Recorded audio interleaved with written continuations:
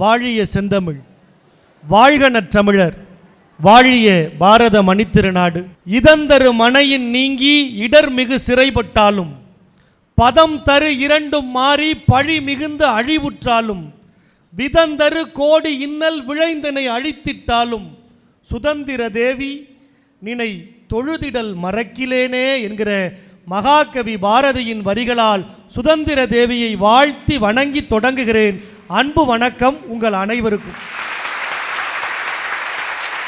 பொருள் சிறந்த திருக்குறளில் பூரித்து சிறந்தவளே, பொருள் சிறந்த திருக்குறளில் பூரித்து சிறந்தவளே, இருள் சிவந்து விடியல் வர ஏங்கி தவிப்பவளே, மறு சுமந்து பூக்காமல் மஞ்சம் ஒன்றும் பார்க்காமல், கரு சுமந்து சோறாமல் கன்னி நிலை மாறாமல், இடுப்பு வலிக்காமல் எழில் மேனி சலிக்காமல், மாங்காய் கடிக்காமல் மறுத்து வச்சு பிடிக்காமல், தாங்கும் நமக்கெல்லாம் தாயாகி வந்த அன்னை தமிழை வாழ்த்துகிறேன், வணங்குகிறேன்.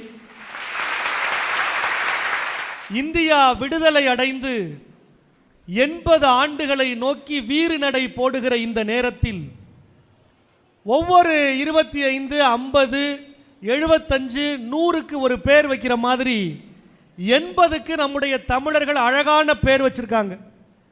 அமுத பெருவிழான்னு பேர். இப்போ இந்தியா சுதந்திரம் பெற்று 80வது ஆண்டு அமுத பெருவிழா சுதந்திர நாளில் இன்றைக்கு நாம் இருக்கிறோம். உலகமெங்கிலும் இருந்து பார்த்து கொண்டிருக்கிற உங்கள் இல்லங்களிலும் உள்ளங்களிலும் சுதந்திர உணர்வை இறுக பற்றி கொண்டிருக்கிற ராஜ் தொலைக்காட்சி நேயர்களுக்கு 80வது ஆண்டு சுதந்திர பெருநாள் வாழ்த்துக்களை, அமுத பெருநாள் வாழ்த்துக்களை சொல்லிக்கொள்வதில் மற்றற்ற மகிழ்ச்சி. ஏன்னா இன்னைக்கு தலைப்பே இதுதான். இன்னைக்கு வாழ்க்கையில் நாம் நிம்மதியாக இருக்கமா நெருக்கடியாக இருக்கமாங்கிறது. பட்டிமன்றத்துக்கு வர்றதுக்குள்ளேயே ஏகப்பட்ட நெருக்கடி. அதனால தான் இந்த குழப்பம். ஆனால் நீங்களாம் நல்ல சிரிச்ச முகத்தோடு இருக்கீங்க, எனக்கு ஆச்சரியமாக இருக்குது. ஏன்னா திருப்பூருக்கு வந்தால் வாழ்க்கையில் திருப்பம் ஏற்படுமோ என்னமோ. இனிமே வாழ்க்கையில் நெருக்கடியெல்லாம் இல்லாமல் நிம்மதி மட்டுமே இருக்குங்கிற நம்பிக்கையோடு இந்த பட்டிமன்றத்தை தொடங்குகிறோம். பொதுவாக நாங்கள் பேசும்போது முன்னாடி உட்கார்ந்துருக்கிற பார்வையாளர்கள் நல்ல சிரிச்ச முகமாக இருந்தால் தான் நாங்களும் நல்லா பேச முடியும். நிறைய விஷயங்கள் நாங்கள் பேசுவோம். அப்போ அப்படியே ஒருத்தர் என்னை பார்த்து அப்படியே உருன்னு முறைச்சி பார்த்துக்கிட்டே இருப்பார். பக்கத்தில் நீங்கள் சிரிப்பீங்க, அவர் உங்களை பார்த்து கேட்பார், இப்போ அவன் என்ன சொல்லிட்டான்னு நீ சிரிக்கிற. இதெல்லாம் விட எங்கள் பேச்சாளர்களுக்கு பெரிய கொடுமை நடக்கும் சார். திருமண வீடுகளில் எங்களை பேச கூப்பிடுவாங்க. எங்கள் வீட்டு கல்யாணத்தில் நீ பேச மாட்டியா வா அப்படின்னாரு. கேட்க மாட்டாங்கன்னு அவர் கேட்க மாட்டேன்ட்டார். கூட்டி போய் மேடையில் நிறுத்தி நடுவில் ஒரு மைக்கை கையில் கொடுத்து பேச ஆரம்பித்தான். பெரியோர்களே, தாய்மார்களே அப்படின்னு கிஃப்ட் கொடுக்க வந்த ஒரு அக்கா அப்படியே அடித்து தள்ளிருச்சு அந்த பக்கம். அப்படியே வர்றவங்க ஒவ்வொருத்தராக அப்படி நகட்டி நகட்டி நகட்டி நடு மேடையில் நின்னவே அப்படி மூளையில் நிற்கிறேன். அப்பையும் விடலையே, பேசினேன். அங்கேருந்து ஒரு பாட்டி வேக வேகமாக வந்து, தம்பி இந்த மணமகன் அறையில் யாருமே இல்லை, அங்கே போய் பேசு அப்படின்னுச்சு. அங்கே பேசுகிறதுக்காக வந்திருக்கேன். அதையும் தாண்டி பேசுகிறோம். கல்யாண வீட்டில் 3000 பேர் இருப்பாங்க. நான் ஒருத்தன் தான் பேச்சாளர். ஆனால் என்னை தவிர 3000 பேரும் பேசுவாங்க. ஒரு பேர் கேட்க மாட்டேன். ஆனால் இங்கே நல்ல தமிழை கேட்டு ரசிப்பதற்கு அரங்கம் நிறைய அமர்ந்திருக்கிற திருப்பூர் சொந்தங்களுக்கு எங்கள் பணிவான நன்றிகளும் வணக்கங்கள். பொதுவாக நூலை படிக்கிறவங்க வாழ்க்கையில் முன்னேறுவாங்கன்னு சொல்லுவாங்க. நல்ல நூல்களை தேர்வு பண்ணி நூலை படிக்கிறவங்க வாழ்க்கையில் முன்னேறுவாங்கன்னு சொல்லுவாங்க. நூலை படிக்கிறவங்க மட்டும் இல்லைங்க, நூலை பிடிக்கிறவங்களும் வாழ்க்கையில் முன்னேற முடியுங்கிறத நிரூபித்த ஊர் திருப்பூருங்க. எங்களை மாதிரியான நல்ல கலைஞர்களுக்கு விருப்பமான ஊர் இந்த திருப்பூர் தான். நல்ல ரசிகர்கள் இருந்தால் தாங்க ஒரு நிகழ்ச்சி ஜெயிக்கும். ஏன்னா இன்னைக்கு 80வது ஆண்டு சுதந்திர நாளில் ராஜ் தொலைக்காட்சி பட்டிமன்றத்தில் உங்களை எல்லாம் சந்திக்கிறோம். இன்னைக்கு சுதந்திர தினத்தன்னைக்கு தேசிய கொடி ஏற்றுறோம். அப்போ கொடிப்பாடல் இசைக்கப்படுது. முதலாக 1947 ஆகஸ்ட் 15 சுதந்திரம் வழங்கப்பட்ட அன்றைக்கும் தேசிய கொடி ஏற்றப்பட்டது. அன்னைக்கு எந்த பாட்டு ஒளிபரப்பப்பட்டிருக்கும் என்னைக்காவது நாம் யோசிச்சு பார்த்துருக்கோமா? நம்ம தமிழ்நாட்டிலிருந்து ஒரு அற்புதமான நாதஸ்வர கலைஞரை டெல்லிக்கு வாங்கன்னு கூப்பிடுறாங்க. ராஜரத்னம் பிள்ளைன்னு பேர் அவருக்கு. பெரியவங்களுக்கெல்லாம் நல்லா தெரியும். இந்தியாவினுடைய புகழ்பெற்ற நாதஸ்வர கலைஞரில் மிக முக்கியமானவர். அவருக்கு அரசாங்கம் பின்னாடி பத்ம விருதுகள்லாம் கொடுத்தாங்க. முதல் நாள் சுதந்திரம் நமக்கு கிடைச்சிருச்சுங்கிறத எப்படியா நாம் தெரிஞ்சுக்கிறது? ஆங்கிலேய கவர்னர் நேருவுக்கு சொல்லிட்டாரு, ஆகஸ்ட் 15 சுதந்திரம் கொடுத்துட்றோம் ஐயா. உடனே நேரு என்ன பண்ணுறாரு, தமிழ்நாட்டுக்கு ஃபோன் பண்ணுறாரு. ராஜாஜிக்கு ஃபோன் பண்ணி சுதந்திரம் கொடுக்குறோம்னு சொல்லிட்டாங்க. சுதந்திரம் கொடுக்கறதுனா என்ன, வாங்கிறதுனா என்ன ஒன்றும் புரியலை. எல்லா விஷயத்தையும் சரியாக பண்ணுறவங்க இந்தியாவிலேயே தமிழர்கள் தான், அதனால் உங்களுக்கு கூப்பிட்டேன்னார். உடனே ராஜாஜி சொன்னார், கவலையை விடுங்க, தமிழ்நாடு பார்த்துக்கிறோம்னார். முதல் சுதந்திர நாளை திட்டமிட்டு கொண்டாடியவர்கள் தமிழர்கள் தான். இருந்து ராஜாஜி என்ன பண்ணுறாரு, நம்முடைய சைவ சமயத்தை மிகச்சிறப்பாக நடத்துகிற ஒரு மடாதிபதியை இங்கிருந்து கூட்டிட்டு டெல்லி போகிறார். ராஜரத்னம் பிள்ளைங்கிற நாதஸ்வர கலைஞரை கூட்டிட்டு டெல்லி போகிறார். இப்போ மவுண்ட் பேட்டன் பிரபு செங்கோலை கொடுக்குறாரு, அதை நேரு வாங்குறாருங்கிறது சுதந்திரம் இல்லை. மவுண்ட் பேட்டன் பிரபு கையிலிருந்து செங்கோலை நம்முடைய மடாதிபதி வாங்கி அதை நம்முடைய நேருவின் கரங்களில் கொடுத்தால்தான் சுதந்திரம் முழுமை பெறும்னு சொல்லி, அப்போ வெள்ளைக்காரன் கையிலிருந்து மவுண்ட் பேட்டன் பிரபு கொடுத்த செங்கோலை முதலாக வாங்கியவர் ஒரு தமிழர் என்பது நமக்கெல்லாம் பெருமை. அந்த மடாதிபதி தான் அந்த செங்கோலை நேருவின் கைகளிலே கொடுக்கிறார். அப்போ நம்முடைய தேசிய கொடி ஏற்றப்பட்ட போது என்ன பாட்டு ஒளிபரப்பானது? இந்த ராஜரத்னம் பிள்ளையினுடைய நாதஸ்வரம் தான் அங்கே அரங்கேற்றப்பட்டதென்றால் சுதந்திர நாளில் பெருமைக்கும் போற்றுதலுக்கும் உரியவர்கள் தமிழர்கள் தான். அவ்வளவு சிறப்பானவங்க. சரி, இப்போ எதுக்கு சார் அதை சொல்கிறீங்க அப்படின்னா, இந்த ராஜரத்னம் பிள்ளை இளைஞராக இருந்தப்ப காரைக்குடி பக்கம் ஒரு கல்யாணத்துக்கு நாதஸ்வரம் வாசிக்க வந்தாராம். அப்போ பத்மஸ்ரீ விருதெல்லாம் வாங்கின ராஜரத்னம் பிள்ளைகிட்ட கேட்டாங்க, பத்ம விருது வாங்குறது தானையா உங்களுக்கு சிறப்பான கௌரவமாக இருந்திருக்கும், பாராட்டாக இருந்திருக்கும் அப்படின்னு கேட்டதுக்கு சொன்னாராம், இல்லையா நான் சொன்னேன்ல, இளம் வயதில் காரைக்குடியில் கல்யாண வீட்டில் நாதஸ்வரம் வாசிக்க போனேன்னு அங்கே ஒரு கௌரவம் கிடச்சிது. இந்த பத்ம விருதை விட அந்த கௌரவம் தான் எனக்கு நெஞ்சில் என்னென்னைக்கு நிலச்சி நிற்கிறதுன்னாராம். பத்ம விருதை விட அப்படி என்னையா பாராட்டு அப்படின்னு பத்திரிக்கையாளர் கேட்டாங்களாம். இப்போ சொன்னாராம், கல்யாண வீட்டில் அப்போல்லாம் மின் விளக்குகள் கிடையாது. இந்த பெட்ரூமாக்ஸ் லைட்டை தலையில் வச்சுக்கிட்டு தொழிலாளர்கள் நடந்து போவாங்க. பின்னாடியே நாங்கள் நாதஸ்வரம் வாசிச்சுக்கிட்டு நடந்து போவோம். பின்னாடி வண்டியில் மணமக்கள் வருவாங்க. இதான் மரபு. அப்படி முன்னாடி லைட்டை தூக்கிட்டு போகிற பெட்ரமாக்ஸ் தூக்கிட்டு போகிற தொழிலாளி அன்னைக்கு நான் நாதஸ்வரத்தில் புதுசாக ஒரு பிருகா வாசித்தேன். அந்த பிருகாவை கேட்டு மெய் மறந்து பெட்ரூமாக்ஸை பிடிச்சிருக்கிறோங்கிற எண்ணத்தையே விட்டு பெட்ரூமாக்ஸ் லைட்டை கீழே போட்டுட்டு தன்னை மறந்து கை தட்டி என் நாதஸ்வர இசைக்கு அவர் பாராட்டு தெரிவித்தார். அந்த பாராட்டு தான் என் நெஞ்சில் நிலைத்து நிற்கிற பாராட்டுன்னு சொன்னார்.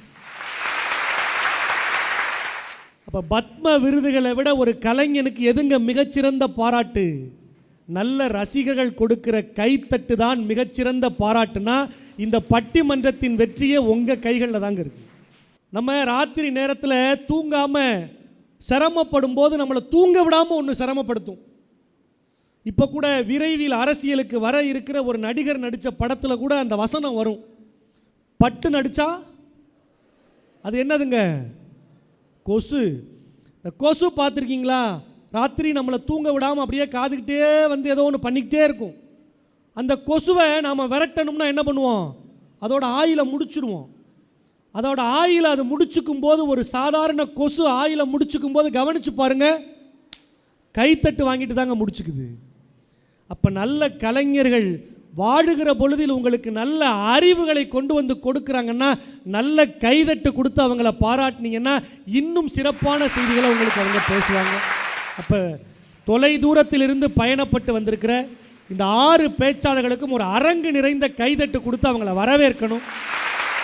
மிகச்சிறப்பாக ஒளிப்பதிவு செய்கிற சுதந்திர நாளில் இந்த அற்புதமான நிகழ்ச்சியை ஒளிபரப்பு செய்கிற ராஜ் தொலைக்காட்சியினுடைய நிர்வாகத்திற்கு இந்த நேரத்தில் எங்கள் நெஞ்சார்ந்த நன்றிகளை தெரிவித்துக் கொள்கிறோம். அதையெல்லாம் விட இந்த நிகழ்ச்சி திருப்பூரில் மிக சிறப்பாக நடக்கணும். அப்போ இந்த நிகழ்ச்சியை மிக சிறப்பாக நடத்துறதுக்கு நாங்கள் பட்டிமன்ற பேச்சாளர்கள் வந்தால் மட்டும் போதுமா? ராஜ் டிவி தயாராக இருந்தால் போதுமா? இல்லைங்க. இந்த நிகழ்ச்சி மிக சிறப்பாக நடக்கணும்னா, ஒரு கோயில் கும்பாபிஷேகம் நல்லா நடக்கணும்னா நன்கொடையாளர்கள் இருக்கணும், உபயதாரர்கள் இருக்கணும். அவங்க இருந்தால் தான் நிகழ்ச்சி வெற்றிகரமாக நடக்கும். இப்போ இவ்வளவு நேரம் இந்த மேடையில் தாங்கள் செய்த சமூக பணிக்கு, தமிழ் பணிக்கு, தாங்கள் செய்து கொண்டிருக்கிற தொழில் வளர்ச்சி பணிகளுக்காக பாராட்டு பெற்று விருது பெற்று இந்த நிகழ்ச்சியின் முகமாகவும் முகவரியாகவும் இருக்கிற எங்கள் நிகழ்ச்சியின் உபயதாரர்களுக்கு எங்கள் நெஞ்சார்ந்த நன்றிகளை தெரிவிக்கிறோம். அதுவும் குறிப்பாக திருப்பூரில் எங்களுக்கு உதவி செய்திருக்கிற நிறுவனங்களின் பெயர்களை சொல்லி நன்றி சொல்லணும்னு விரும்புகிறேன்.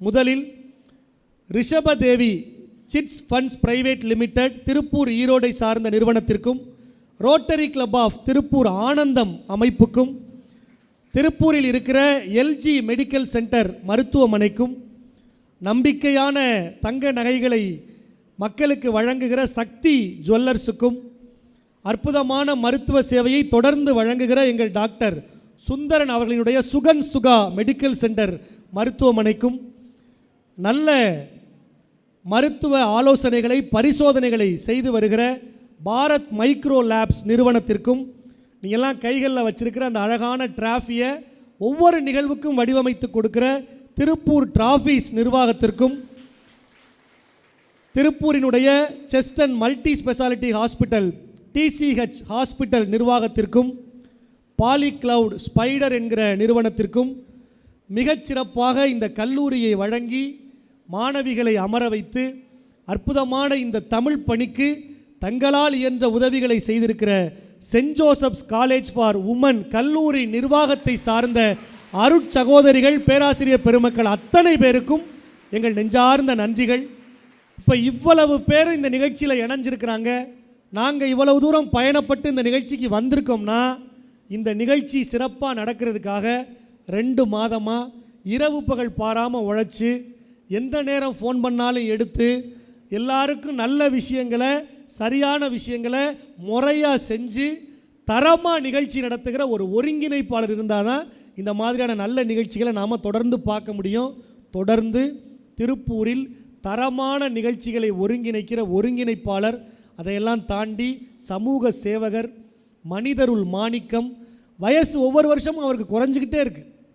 பம்பரம் மாதிரி சுழன்று இந்த அற்புதமான பட்டிமன்றத்தை ஏற்பாடு செய்திருக்கிற போற்றுதலுக்குரிய ரொட்டேரியன் அன்பு அண்ணன் மதுரையை சார்ந்த இளங்கோவன் அவர்களுக்கு ஒரு உற்சாகமான கைத்தட்டலால் நன்றிகளை தெரிவிக்கிறோம்.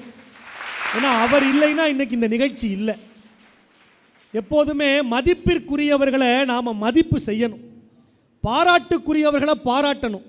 இல்லைன்னு வச்சுக்கிறீங்களேன், பாராட்டுக்கு தகுதி இல்லாதவங்களுக்கு பாராட்டு போய் சேர்ந்துடும். அப்போ பாராட்டுக்குரிய மனிதர் அன்பு அண்ணன் ரொட்டேரியன் இளங்கோவன் அவர்களுக்கு மீண்டும் ஒரு முறை உற்சாகமான கைத்தட்டலால் எங்கள் நன்றிகளை உரித்தாக்கி, நிறைய விழா காலங்களில் நாம் நிறைய பட்டிமன்றங்கள் பார்க்குறோம். அப்போ பண்டிகை அன்னைக்கு உட்கார்ந்து டிவி போட்டியை திறந்தோம்னா ஒரு பட்டிமன்றம் நடக்கும். ஒரு பெரியவர் நடுவில் உட்கார்ந்துருப்பார், 6 அறிஞர் பெருமக்கள் உட்கார்ந்து பட்டிமன்றம் பேசுவாங்க. ஆனால் ராஜ் டிவியில் இந்த சுதந்திர நாள் பட்டிமன்றத்துக்கு ஒரு இளைஞனை நடுவில் உட்கார வச்சு பட்டிமன்றம் நடத்துறதுக்கு வாய்ப்பு கொடுத்துருக்குறாங்க. ஏன்னா மே 4க்கு பிறகு தமிழ்நாட்டில் எல்லாம் மாறிடுச்சு, இளைஞர்களுக்கு நிறைய வாய்ப்பு கிடைக்கிது. அப்போ அப்படித்தான் எனக்கும் வாய்ப்பு கிடைச்சிருக்கும் அப்படின்னு நீங்கள்லாம் நம்பி கைதற்றீங்க. நல்ல தமிழை வைத்திருக்கிறவர்களை அங்கீகரிக்கிற தொலைக்காட்சி ராஜ் தொலைக்காட்சி அப்படிங்கிற காரணத்தினால எங்கள் அணிக்கு இந்த அற்புதமான வாய்ப்பு கிடைச்சிருக்கு. 6 அறிஞர் பெருமக்கள் இந்த மன்றத்திலையும் பேச வந்திருக்கிறாங்க. பொதுவாக பட்டிமன்றத்துக்கு தலைப்பு 99 வருஷம் கான்ட்ராக்ட் போட்டு வச்சுருக்கிறாங்க. ஆண்களா பெண்களா, மேலே இருக்கிறது மட்டும் மாறிக்கிட்டே இருக்கும். ஆனால் அதே ஆண்களா அதே பெண்களா, இந்த தடவை ஆண்கள் பேசுகிறவங்க அடுத்த தடவை பெண்கள் பேசுவாங்க, இந்த தடவை பெண்கள் பேசுகிறவங்க அடுத்த தடவை ஆண்கள் பேசுவாங்க. இந்த 99 வருஷ கான்ட்ராக்டை நாங்கள் ரத்து பண்ணி வேறு ஒரு புது தலைப்பை பட்டிமன்றத்துக்கு புத்துயிர் ஊற்ற மாதிரி கொடுக்கலாம்னு யோசித்தோம். ராஜ் டிவி நிர்வாகம் எங்களுக்கு அற்புதமான அனுமதி கொடுத்தது. இந்த சுதந்திர தின நாள் சிறப்பு பட்டிமன்றத்தினுடைய அற்புதமான தலைப்பு நம்மளை பற்றின தலைப்புங்க. நம்ம வீட்டை பற்றின தலைப்பு, நம்ம வீட்டில் நாம் வாழ்கிற நம்ம வாழ்க்கையை பற்றின தலைப்பு. ஆமாம், என்ன தலைப்பு அப்படின்னு நீங்கள் கேட்குறது புரியுது. இன்றைய வாழ்க்கை சூழல் நிம்மதியா நெருக்கடியா, அதாங்க தலைப்பு. இப்போ இவங்க 3 பேரையும் பாருங்கள், கொஞ்சம் அப்படி பேயறிஞ்ச மாதிரியே இருக்காங்க, கொஞ்சம் பதட்டம் இருக்குது. நீங்கள் தான் நெருக்கடியா? கொஞ்சம் நெருக்கடியாக தான் இருக்குது. அப்படியே இந்த பக்கம் பாருங்கள், அப்படி 3 பேரும் அப்படி ஃப்ரெஷ்ஷாக இருக்காங்க, மகிழ்ச்சியாக இருக்காங்க, அப்படி ஆனந்தமாக இருக்காங்க. அவங்க 3 பேரும் நிம்மதியேன்னு பேச வந்திருக்கிறாங்க. அதுவும் குறிப்பாக இன்றைய வாழ்க்கை சூழலில் நிம்மதியே அப்படின்னு பேசுகிறதுக்கு திருப்பூரில் நல்ல மருத்துவ சேவையை தொடர்ந்து செய்கிற சுகன் சுகா மெடிக்கல் சென்டர் மருத்துவமனையின் தலைமை மருத்துவர் அன்பு அண்ணன் டாக்டர் சுந்தரன் அவர்கள். அவர் நிம்மதி தான். ஏன்னா எங்கள் மருத்துவமனைக்கு வர்றவங்க நிம்மதியாக இருக்கணுங்கிறக்காக நான் மருத்துவ தொழிலே செய்கிறேன். இந்த சேவையை செய்கிறதுக்கு காரணமே நிம்மதியாக எல்லாரும் இருக்கணுங்கிறதுக்காகத்தான். அப்போ நான் நிம்மதின்னு தானே பேச முடியும் அப்படின்னு அவர் தைரியமாக அந்த அணியில் வந்து உட்கார்ந்துருக்காரு. அப்புறம் அந்த அணி சார்ந்து பேசுவதற்கு நல்லா பாடுவாங்க, மிகச்சிறப்பாக பேசுவாங்க. தமிழ்நாட்டின் தலை சிறந்த நடுவர்களோடு தொடர்ந்து பயணித்து கொண்டிருக்கிற இசை அரசி பேராசிரியர் அன்பு அக்கா மதுரையை சார்ந்த இந்திரா விஜயலட்சுமி அவர்கள். அவங்களுக்கு வாழ்க்கையில் எல்லாம் நல்லதாக அமைஞ்சிருக்கு, நிம்மதியாக இருக்குது, அதனால் அவங்க நிம்மதின்னு பேசுகிறாங்க. அந்த அணிக்கு கூடுதல் பலம் சேர்க்க சின்ன திரையிலையும் பார்த்துருக்கலாம், வண்ண திரையிலையும் பார்த்துருக்கலாம். எந்த திரையில் வந்தாலும் நல்ல தமிழால் இன்றைக்கு நம் என்ன திரையில் வரவாக வர இருக்கிற அன்பு அக்கா திரைப்பட நடிகை அனிதா சம்பத் அவர்கள். அவங்க நிம்மதி தான், இன்றைய வாழ்க்கை சூழல் நிம்மதி தான், வாங்க மோதி பார்த்துருவோம் அப்படின்னு தைரியமாக அவங்க அணியோட மேடையில் அமர்ந்திருக்கிறாங்க. இந்த அணி பாருங்கள், இப்போயே நெருக்கடி ஆரம்பிச்சிருச்சு. அறிமுகப்படுத்தின உடனே பீதி ஆயிட்டாங்க. இந்த அணி சார்ந்து பேசுறதுக்கு திருவண்ணாமலையிலிருந்து வந்திருக்கிற ஆற்றல் மிகுந்த பேச்சாளர், நல்ல பேராசிரியர், நல்ல சிந்தனையாளர், போற்றுதலுக்குரிய நண்பர் அஜ்மல் முத்தமிழன் அவர்கள். அவர் நெருக்கடியேன்னு பேச வந்திருக்கார். அவர் காஸ்டியூமே நமக்கு கொஞ்சம் நெருடலை தருது. நெருக்கடின்னு பேசுறதுக்காகவே இந்த காஸ்டியூம் போட்டு வந்திருக்காரு. அப்புறம் அந்த அணி சார்ந்து பேசுகிறதுக்கு விரைவில் IAS தேர்வு எழுதி மாவட்ட ஆட்சியராக பணியில் சேர இருக்கிற, ஏன்னா அவங்க அறம் படத்தில் வர்ற கலெக்டர் மாதிரியே இருக்காங்க. அப்புறம் வந்த உடனே அவங்க நிம்மதியாக இருக்கணுங்கிறதுக்காக அக்கா எடை குறைஞ்ச மாதிரி இருக்கே அப்படின்னு ஐஸ் வேற வச்சுட்டோம். ஆனாலும் அவங்க என்ன சொல்கிறாங்க, நெருக்கடி தான் தம்பி, நெருக்கடி தான் அப்படின்னு உங்கள் திருப்பூர் மண்ணை சார்ந்த அன்புக்கும் பாசத்திற்கும் உரிய ஆற்றல் மிகுந்த பேச்சாளர், நல்ல சிந்தனையாளர், ஆசிரியர் அக்கா மனோரஞ்சித மலர் அவர்கள். அவங்க தரமான செய்திகளை மேடையில் பேசுவாங்க. நெருக்கடி தான் அப்படின்னு இன்னைக்கு பேச வந்திருக்கிறாங்க. அடுத்து உட்கார்ந்துருக்கிறவருக்கு அறிமுகம் தேவையில்லை. ஏன்னா அந்த அணியில் செய்தி வாசிப்பாளர் அக்கா இருக்கிறாங்க, அவங்க செய்தி வாசிப்பாங்க, இவர் அந்த செய்தியில் வருவார். இதை முடிச்சுட்டு கூட அடுத்து கமிஷனர் ஆஃபீஸ்க்கு தான் போகிறாரு. இல்லை, அவர் எக்ஸ்போ நடத்துகிறாரு, அதுக்கு அனுமதி வாங்குறதுக்காக. எல்லாத்தையும் தப்பாகவே புரிஞ்சுக்கிற கூடாது. சின்னத்திரை தொலைக்காட்சியில் தோன்றி ரொம்ப சோர்வாக நெருக்கடியாக பதட்டமாக இருக்கிற மனிதர்களை தன் நகைச்சுவையால் சிரிக்க வைக்கிற சிரிப்பு மருத்துவர் அன்பு அண்ணன் நாஞ்சில் விஜயன் அவர்கள். அவர் வாழ்க்கையில் பல நெருக்கடியை பார்த்துருக்கார். பல நெருக்கடி. தூங்கி எந்திரிச்சா யார் நம்மளை பற்றி என்ன சொல்லுவாங்கன்னு தெரியாமலே வாழ்கிற ஒரு மனுஷன். அவர் நெருக்கடி தான் யா அப்படின்னு அந்த அணியை கூட்டிக்கிட்டு அப்படி தைரியமாக மேடையில் வந்து உட்கார்ந்துருக்காரு. இப்போ இந்த 6 பேரும் இன்றைய வாழ்க்கை சூழல் நிம்மதியா நெருக்கடியா அப்படிங்கிற தலைப்பில் பேச போகிறாங்க. ராஜ் தொலைக்காட்சியின் சுதந்திர நாள் சிறப்பு பட்டிமன்றத்தில் இன்றைய வாழ்க்கை சூழல் நிம்மதியா நெருக்கடியா என்கிற தலைப்பில் நிம்மதியே என்று பேசுவதற்கு டாக்டர் சுந்தரன் அவர்கள் வாங்க, நல்ல உரையை இந்த மன்றத்திற்கு தாங்க. என்னை ஈன்றெடுத்த அன்னையையும் தமிழ் மண்ணையையும் என் வாழ்வு உயர உறுதுணையாக இருந்த வாழ்க்கை துணையையும் நினைவிலே கொண்டு. ஆத்தாடி, பொழைக்க தெரிஞ்ச ஆளு, என்னை ஈன்றெடுத்த அன்னையும் இந்த மண்ணையும் அடுத்து முக்கியமான ஒருத்தரை சொல்லிட்டு தான் பேச தொடங்கியிருக்காரு, அனுமதி வாங்கியிருக்கார். சபை நடுவர் அவர்களையும் உலகம் அழிய போகுதுன்ட்டு கவலையோடு என் முன்னாடி உட்காந்துட்டு இருக்கிற எதிரணி நண்பர்களே, உண்மையை உறக்க சொல்ல வந்திருக்க எண்ணணி நண்பர்களே, உலகம் முழுவதும் உள்ள நிகழ்ச்சியை பார்த்து கொண்டுற ராஜ் டிவி நேயர்களுக்கும் பார்வையாளர்களுக்கும் இந்த கல்லூரி மாணவிகளுக்கும் எனது சுதந்திர தின நல்வாழ்த்துக்களையும் தெரிவித்து கொண்டு, நடுவர் அவர்களே, இந்த தலைப்பை பார்த்த உடனே சரி எதிரணிகள் முகத்தில் ஒரே சந்தோஷம். அப்பாடா, எதிரணி நடுவர் அவர்கள் வந்து புலம்ப வச்சு எப்படியோ நிம்மதில்லைன்னு சொல்லி நம்ம ஜெயிச்சிடலாம் அப்படின்ற நம்பிக்கையில் வந்திருக்காங்க. அது கண்டிப்பாக கிடையாது நடுவர் அவர்களே. எதிரணியிலேருந்து வர்றப்பவே மூஞ்செல்லாம் ஒரு மாதிரி வச்சிட்ருக்காங்க, எனக்கு பார்த்தா பாவமாக இருக்குது. ஆனால் அவங்க சொல்லுவாங்க எனக்கு நிம்மதியே இல்லைன்னு அந்த காலத்து புராணத்தை பாடிட்டுருப்பாங்க. ஆனால் இன்றைக்கி அவங்க கையில் இருக்கிற புலம்புறவங்க நிம்மதியை கொடுக்குற டிஜிட்டல் டெக்னாலஜியை கையில் வச்சுக்கிட்டு இந்த 2026 ஆண்டில் இங்கே உட்காந்துட்ருக்கோம் அப்படின்னா இதை விட நிம்மதி என்ன நடுவர்? ஒரு நாஞ்சில் விஜயன்லாம் 4 செல்ஃபோன் வச்சுருக்காரு. டிஜிட்டல் உலகம் தந்த ஒரு டிவைன் நிம்மதி தான். அந்த காலத்துல எல்லாம் கரண்ட் பில் கட்டணும் அப்படின்னா போய் க்யூவில் காலையில் 6 மணிக்கே நிற்கணும். வெயில் அப்படியே மண்டையை புழக்கும். கடைசியில் இன்னொருத்தர் சொல்லுவார், அண்ணே நாங்கள் நின்றுட்டு இருந்தேனே அப்படின்னு சண்டைக்கு வருவார். ஆனால் இந்த காலத்தில் க்யூவில் நிற்கிறத விட்டுட்டு ஜாலியாக பெட்டில் சோபாவில் சைடில் படுத்துட்டு ஒரு கட்டவரில் ஜிபேயில் பண்ணி விட்டுட்டு அடுத்த சைடு ரீல்ஸ் பார்த்துட்டு போயிட்டே இருக்க நடுவர் அவர்களே.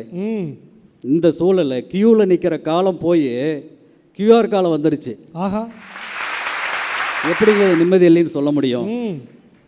அது மட்டுமா, அந்த காலத்தில் ஒரு பையன் ஹாஸ்டலில் இருக்கான் அப்படின்னா அவன்கிட்ட கடிதாசி போட்டு அம்மா பார்க்கறதுக்குலாம் பையன் நல்லா இருக்கானா இல்லையானான்னு பார்க்குறதுக்கு 15 நாள் தவமாக கிடப்பாங்க. ஆனால் இன்றைக்கி பையன் சாப்பிட்டானா தூங்குறானா முகத்தில் பரு இருக்குதான்ற அளவுக்கு 4K HD குவாலிட்டியில் பார்த்துட்ருக்காங்கண்ணா நடுவர் அவர்களே. என் பையன் என் முன்னாடி இருக்கான்ற ஒரு நிம்மதி இருக்கே, இதை விட என்ன நடுவர்களை தேவைப்படுது? ஒரு சொன்னோன்னே தான் ஞாபகம். இன்றைக்கெல்லாம் யாரும் கடிதாசிலாம் போடுறதில்ல. அன்றைக்கெல்லாம் ஹாஸ்டலில் இருக்கிற ஒரு பையன் அவங்க அப்பாவுக்கு SMS அனுப்புகிறான், அப்பா இந்த மாதம் 30ஆம் தேதிக்குள்ளே செமஸ்டர் ஃபீஸை கட்டி நீ ஒரு நல்ல அப்பாங்கிறத ப்ரூவ் பண்ணு அப்படின்னு அனுப்புகிறான். நல்ல அப்பாங்கிறத செமஸ்டர் ஃபீஸ் கட்டி ப்ரூவ் பண்ணணுமா? காலம் எவ்வளோ மாறி இருக்கு பாருங்க. அப்புறம் எதிரணியில் இருக்கிற அந்த அம்மா பேசுவாங்க பாருங்க, பாவம் அவங்க இன்னும் பேசவே இல்லை, சமையலற வேலை முடியவே இல்லைன்ட்டு. அட போங்கம்மா, இந்த காலத்தில் அந்த காலத்தில் ஆட்டாங்கல் அம்மிக்கல்னு மாவு அரைக்கிறதுக்கு யூஸ் பண்ண காலம் போய் இப்போ உங்களுக்கு கிரைண்டர் இருக்குது, மிக்சி இருக்குது, அதுபோல் கிளீனர் வரைக்கும் எல்லாம் ஆட்டோமேட்டிக்காக இருக்குது. இப்போ ஆட்டங்கல் அம்மிக்கல்லாம் இல்லை, கிரைண்டர் மிக்சி தான். ஆனால் நான் சொல்லி என்ன சொல்கிறாரு, அதை கூட சுச்சவிங்க போட மாட்டாங்க, நான் தான் போடுறேங்கிற. சமையல் இன்னும் ஆகலை அப்படின்னா அடுப்படியில் வெந்த காலம் போய் ஆப்பில் ஆர்டர் போட்டு சாப்பிட்ற காலம் வந்தாச்சு நடுவில். இது நிம்மதி இல்லாமல் நம்ம என்னென்னு சொல்ல போகிறோம்?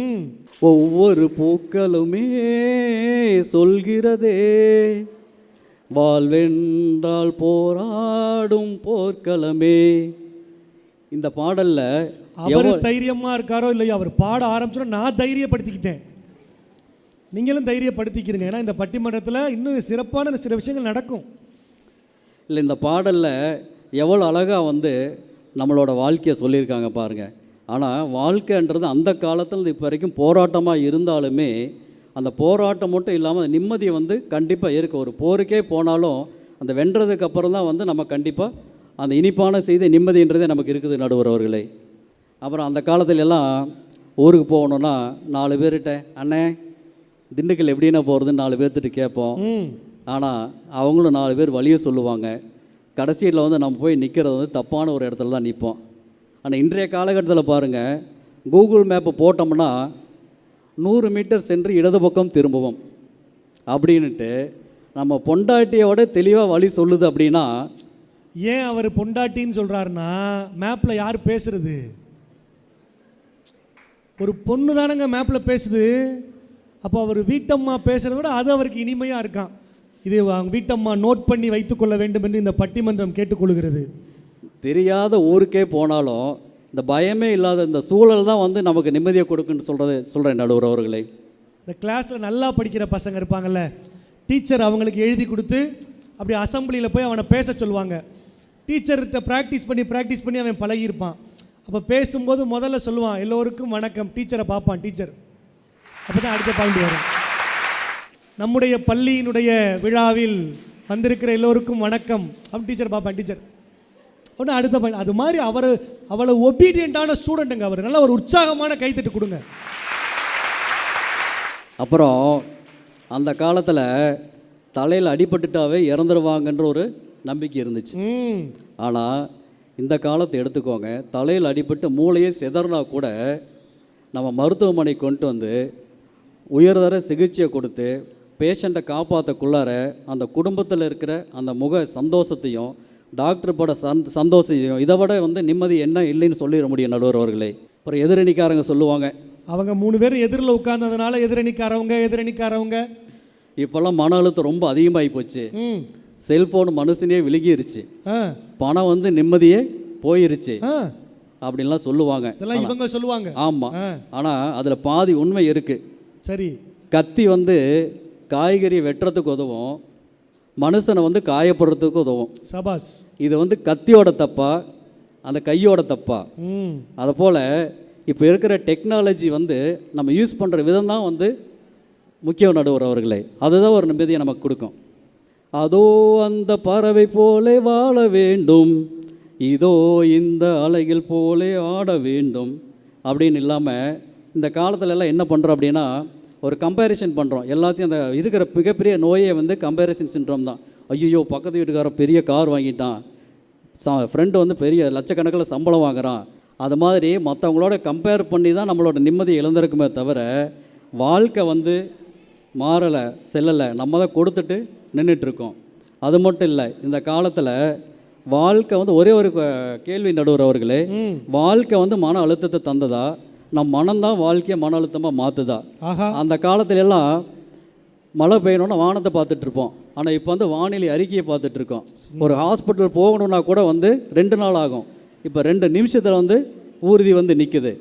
அதனால் வந்து அது மட்டுமா ஒரே ஒரு பட்டன் அழுத்தினா பணம் போகுது, ஒரே கிளிக் பண்ணோம்னா மருத்துவர் வந்து ஆலோசனை பண்ண முடியுது, ஒரே நாளில் வந்து நம்ம தேவைப்படுற பொருள் வந்து நம்ம வீடு வந்து சேருது. அது மட்டுமா அயல் நாட்டில் இருக்கிற பையனை வந்து நம்ம கண்ணு முன்னாடியே பார்த்துட்ருக்குது. இப்படி இருக்கிற சூழலை வந்து நம்ம எப்படி நடுவர்களே நெருக்கடின்னு சொல்லிட முடியும்? நிம்மதி தானே நடுவர்களே. நிம்மதி அப்படிங்கிறது பணத்தில் இல்லை நடுவர்களே, பக்குவத்தில் தான் இருக்குது. வசதி வந்து வாழ்க்கையை மாற்றும், ஆனால் மனநிலை தான் வாழ்க்கையை வந்து அழகாக மாற்றும். கடிகாரம் வந்து டைமை காட்டும், ஆனால் மனது தான் நிம்மதியை காட்டும். வாழ்க்கை வந்து சிக்கலாக இல்லை, ஆனால் சிந்தனைகள் தான் சிக்கலாக இருக்குது. மாண்புமிகு நடுவர் அவர்களே சொல்லுங்கள். இன்றைய வாழ்க்கை நமக்கு வந்து சிறந்த மருத்துவத்தை கொடுத்துருக்கு, உலக தரத்தில் கல்வியை கொடுத்துருக்கு, மகளிருக்கு நிறைய வாய்ப்புகளை கொடுத்துருக்கு, உலகத்தையே நம்ம உள்ள கையில் கொண்டு வந்திருக்கு. அது மட்டும் இல்லை, உறவுகளை வந்து ஒரு நொடியில் இணைக்கக்கூடிய தொழில்நுட்பத்தை கொடுத்துருக்கு. இதெல்லாம் இந்த கொடுத்த இந்த சூழலை நிம்மதி இல்லைன்னு சொன்னால் எப்படி குற்றம் சொல்ல முடியுமா? நிம்மதிங்கிறது வந்து சூழ்நிலை இல்லை நடுவர் அவர்களே, அது ஒரு மனநிலை. அதனால தான் உறுதியாக சொல்கிறேன், வாழ்க்கைங்கிறது நமக்கு கிடைத்த மிகப்பெரிய வரம், அதை நிம்மதியாக மாற்றுவது நம்மளோட மனம். எனவே மனசில் நேர்மறை எண்ணமும் தொழில்நுட்பத்தை அளவோடு பயன்படுத்துகிற அறிவும் இருந்தால் இன்றைய வாழ்க்கை சூழல் நமக்கு ஒரு சொர்க்கம். 100க்கு 100 வந்து இன்றைய வாழ்க்கை சூழல் நிம்மதியே என்பதை சொல்லிக்கொண்டு எனக்கு வாய்ப்பளித்தமைக்கு நன்றி கூறி விடைபெறுகிறேன். நன்றி, வணக்கம். மருத்துவ பணி ஆற்றுகிற ஒரு மருத்துவர் அவர் பேசும்போது ரொம்ப அழகாக ஒரு விஷயம் சொன்னாருங்க. முன்னாடிலாம் தலையில் அடிபட்டுருச்சுன்னா அவ்வளவுதான், அவனை காப்பாற்ற முடியாதியா விட்டுருங்க அப்படின்னு சொன்ன மக்கள் இன்றைக்கு எவ்வளவு கிரிட்டிக்கலாக இருந்தால் கூட இந்த ஆஸ்பத்திரிக்கு போனால் காப்பாற்றிடலாம்யா, ஒருட்டு கொண்டு போயிருங்கன்னு சொல்லி கொண்டு போய் உயிரை காப்பாற்றி கொண்டு வருகிற அளவுக்கு மருத்துவம் உயர்ந்திருக்குன்னா வாழ்க்கையில் நிம்மதி இல்லையாங்க. அதை தாண்டி ஒரு விஷயம் சொன்னாருங்க. முன்னாடியெல்லாம் நாம் எங்கே போகணும், எப்படி போகணும்னு தேடி போய் சேர்றதுக்குள்ளே பிரச்சனை ஆயிரும். இப்போ ஒரு பட்டனை அமுக்கணும்னா நம்ம விரும்புகிற வண்டி நம்ம வீட்டு வாசலில் வந்து நிற்கிது. இப்போ இவ்வளவு அறிவியல் கண்டுபிடிப்புகள் வளர்ந்துருக்கு. எல்லாத்தையும் பயன்படுத்திக்கிட்டு 4 செல்ஃபோனை வச்சுக்கிட்டு அதில் 400 ஆப்பை இன்ஸ்டால் பண்ணி வச்சுக்கிட்டு இன்றைய வாழ்க்கை சூழல் நெருக்கடி நெருக்கடி நெருக்கடின்னு ஏன் பட்டிமன்றத்துக்கு நெருக்கடி கொடுக்குறீங்க அப்படின்னு மருத்துவர் கேட்ட கேள்விக்கு உடனே பதில் சொல்ல போற்றுதலுக்குரிய ஆசிரியர் திருவண்ணாமலையை சார்ந்த அஜ்மல் முத்தமிழன் வாங்க, நல்ல உரையை இந்த மன்றத்திற்கு தாங்க. வேற்றுமையில் ஒற்றுமைதான் பாரதம், தம்பி வேதங்கள் பிறந்த இடம் பாரதம். ஆற்று வளம் சோற்று வளம் கொஞ்சமா, இல்லை ஆன்மீக தத்துவம்தான் பஞ்சமா. இனங்கள் பல மொழிகள் பல ஆயினும் இயேசு புத்த முகமதியர் ஆயினும் ஒன்று நாடு உடன் பிறந்தோர் யாவரும் எனும் உணர்வினிலே வளர்ந்து வரும் நாடிது என்று சிறப்புக்கெல்லாம் உரிய ஒரே நாடு அது நம்முடைய தாய் திருநாடு பாரத நாடு. இந்த பாரத நாட்டினுடைய 80ஆம் ஆண்டு விடுதலை திருநாளில் ராஜ் தொலைக்காட்சியின் வாயிலாக உங்கள் அத்துணை பேருக்கும் என்னுடைய மனம் மொழி மெய்களால் விடுதலை திருநாள் நல் வாழ்த்துக்களையும் வணக்கங்களையும் உரித்தாக்கிக் கொள்கின்றேன். நடுவர் உள்ளிட்ட மேடை ஆளுமைகளையும் பணிபண்போடு வணங்கி மகிழ்ந்து, நடுவர் அவர்களே சொல்லுங்க. மருத்துவர் வந்தார். ஆமாம், எவ்வளோ டெக்னாலஜி வந்துடுச்சு, டிஜிட்டல் வந்துடுச்சு, ஆப் வந்துடுச்சு. ஆமாம், ஆனாலும் நீங்கள் நிம்மதி இல்லைன்றீங்களே, எப்படி அப்படின்னு கேட்டார். அப்படி நடுவர் அவர்களே, அவர் நிம்மதி நிம்மதின்னு சொன்னார் இல்லைங்களா? ஆமாம், அந்த வார்த்தை டிக்ஷனரியில் மட்டும்தான் இருக்குது. வாழ்க்கையில் என்ன தெரியுமா இருக்குது, யாரை வேணாலும் போய் பாருங்களேன், இப்படி ஏதோ பண்ணுறாங்க, நாமளே புரிஞ்சுக்கணுமா? எப்படி இப்படி என்னான்னு கேட்டேன். டிப்ரெஷன் டிப்ரெஷன் வாழ்க்கைனால டிப்ரெஷன் டிப்ரெஷன் டிப்ரெஷன் போயிட்டு இப்படி பண்ணணுமா? டிப்ரெஷன் போகிற வரவங்களாம் சொல்லின்னு தெரியுறாங்க. அவர் சொன்னார் டிஜிட்டல் வளர்ந்துடுச்சின்னு. ஒரு காலத்தில் காலையில் கொக்கரக்கோன்னு 5 மணிக்கு சேவல் கூவும், நாமளும் நிம்மதியாக எழுந்திரிப்போம். இன்றைக்கி கையில் ஒரு வாட்சை கட்டி விட்டாங்க, கேட்டால் அதுக்கு பேர் ஸ்மார்ட் வாட்சாம். நல்லா நிம்மதியாக தூங்கிட்டு இருப்போம். நீங்கள் சொல்கிறீங்களே நிம்மதின்னு, நிம்மதியாக தூங்கலான்னு நினைக்கும் போது அந்த நோட்டிஃபிகேஷன் ஒன்று வரும் அந்த ஸ்மார்ட் வாட்சில், ஏய் நீ ரொம்ப நேரமாக அசையாமல் படுத்துட்டு இருக்க, சீக்கிரமாக ஏந்திரி, ஒரு 150 ஸ்டெப்பு நட. பாருங்க, ஒரு நிம்மதியை கூட நீங்கள் சொல்கிற மிஷின் தான் தீர்மானிக்குது. நிம்மதியாக தூங்க முடியுதா? கிடையவே கிடையாது. சரி, ஓகே, காலையில் எந்திரிச்சாச்சு. ஏஞ்ச உடனே எல்லாரும் என்ன பண்ணுவாங்க? பல்ல தேய்ப்பாங்க. ஆமாம், ஆனால் இப்போ யாரும் பல்ல தேய்க்கிறது இல்லை, செல்லை தான் தேய்க்கிறாங்க. காலையில் ஏஞ்ச உடனேங்க ஐயா எத்தனை குட் மார்னிங் மெசேஜ். ஆமாம், நான் ஒருத்தனுக்கு ரிப்ளை அனுப்புகிறதா 2 பேருக்கு ரிப்ளை அனுப்புகிறதா? இதில் இன்னும் நிறைய பேர் ஸ்டோரின்னு போடுவாங்க, ஸ்டேட்டஸ்ன்னு போடுவாங்க. என் மாணவன் ஒரு ஸ்டோரி போட்டிருக்காங்க ஐயா, காலையில் ஏஞ்சி அவனுடைய வாட்ஸ்அப்பை நான் தட்டுறேன், ஒரு பாட்டு போட்டிருக்கான். என்ன தெரியுமா பாட்டு? என்ன பாட்டு? எருமைக்கு கூட ப்ளூ கிராஸ் இருக்கு, எனக்காக யோசிக்க உயிரா இருக்கு, மரத்தை சுற்றி டூயட் பாடி லவ் பண்ண எனக்கும் தான் ஆசை இருக்கு, மானோ ரோஷம்லாம் டீல்ல விட்டாச்சுடா, பிளாஸ்டிக் பூ கூட வாடி போயாச்சுடா. இப்படி பாடுறான். நான் அவங்ககிட்ட போய் சொல்ல முடியுமா என்னன்னு? இல்லை, நீங்கள் சொன்னாதான் அவன் கேட்பானா? இல்லை, காதல்னா தோல்விகள் வரத்தான் செய்யும். ஏன் நம்ம நடுவருக்கே பல காதல் தோல்வியாக தான் அவர் தாடி விட்டுருக்காரு. இதெல்லாம் நான் போய் சொன்னால் நடுவர் அவர்களே அவனை கேட்கவா போகிறான்? நான் நிறைய அவர் சொல்லிக்கிட்டே போனார். ஒன்றும் இல்லைங்க ஐயா, வீட்டில் ஒரு ஃபேன் ரிப்பேர் ஆகிடுது, இல்லை ஒரு ஏசி ரிப்பேர் ஆகிடுது, இல்லை ஒரு ஃப்ரிட்ஜு தான் ரிப்பேர் ஆகிடுது. நம்ம என்ன பண்ணுவோம்? மெக்கானிக் சம்பந்தப்பட்டவருக்கு ஃபோன் பண்ணி பழுது பார்க்க சொல்லுவோம். அவர் கால் பண்ணும்போது ரொம்ப இனிமையாக பேசுவார். சார் எங்கே சார்? அப்படிங்களா சார்? சரிங்க சார். சார் கரெக்டாக நாளைக்கு காலையில் 9 மணி வந்துடுறேன் சார். நாமளும் ஆஃபீஸுக்கு லீவ் போட்டு வீட்டில் உட்காந்து இருப்போம். மணி 9 கிடக்கும், 10 கிடக்கும், 11 கிடக்கும். ஃபோன் பண்ணி கேட்டால், சார் சாரி சார், கொஞ்சம் ஒர்க்கில் பிஸியாக இருக்கேன் சார், நாளைக்கு காலையில் கரெக்டாக 10 மணிக்கு நான் வந்துடுறேன் சார் இப்படின்னுவார். அப்போது இதுதான் நமக்கு நிம்மதியா? இதுதான் ஒன்றுன்னு பார்த்தாக்கா இந்த சொந்தக்காரங்க தொல்லை, அதை சொல்லுங்க. சொந்தக்காரங்க தொல்லை, சொந்த பந்தம் அப்படின்னு எதுக்கு இருக்குன்னு தெரில. ஒரு கல்யாணத்தில் போயிட்டு அவ்வளோ கூட்டத்துலேயும் மொய்யை வச்சுட்டு அப்போ தான் நிம்மதியாக போய் சாப்பிட்லான்னு உக்காருவோம். அப்போ தான் சொந்தக்காரன் வருவான். என்னடாப்பா வேலையெல்லாம் எப்படி போகுது, சம்பளம் எவ்வளோ? நாம் ஒரு குத்து மதிப்பாக ஒரு சம்பளம் சொல்லுவோம். இவ்வளோ தான் வாங்குறியா? என் பொண்ணே ஃபாரினில் இவ்வளோ லட்சக்கணக்கில் வாங்குறா, நமக்கு என்ன ஆகும்னே தெரில. சரி அப்போன்னு பார்த்து நிம்மதியாக சோத்தில் கையை வைக்கலான்னா இந்த ஃபோட்டோகிராஃபரு, சார் சார் அந்த வடையை அப்படியே பல்லில் வச்சா மாதிரி அப்படியே ஒரு போஸ்ட் கொடுங்க சார். நம்ம என்ன போஸ்ட் கொடுக்க வந்தோமா? இதில் அந்த அப்பளமே நொறுங்கி மூக்குக்குள்ளே போயிடும் போல இருக்கு. அந்த அளவுக்கு நமக்கு நெருக்கடியாக இவங்க கொடுத்துட்ருக்காங்க.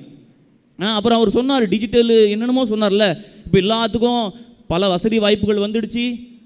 இப்போ கஸ்டமர் கேர் நம்ம ஃபோன் பண்ணுவோம்.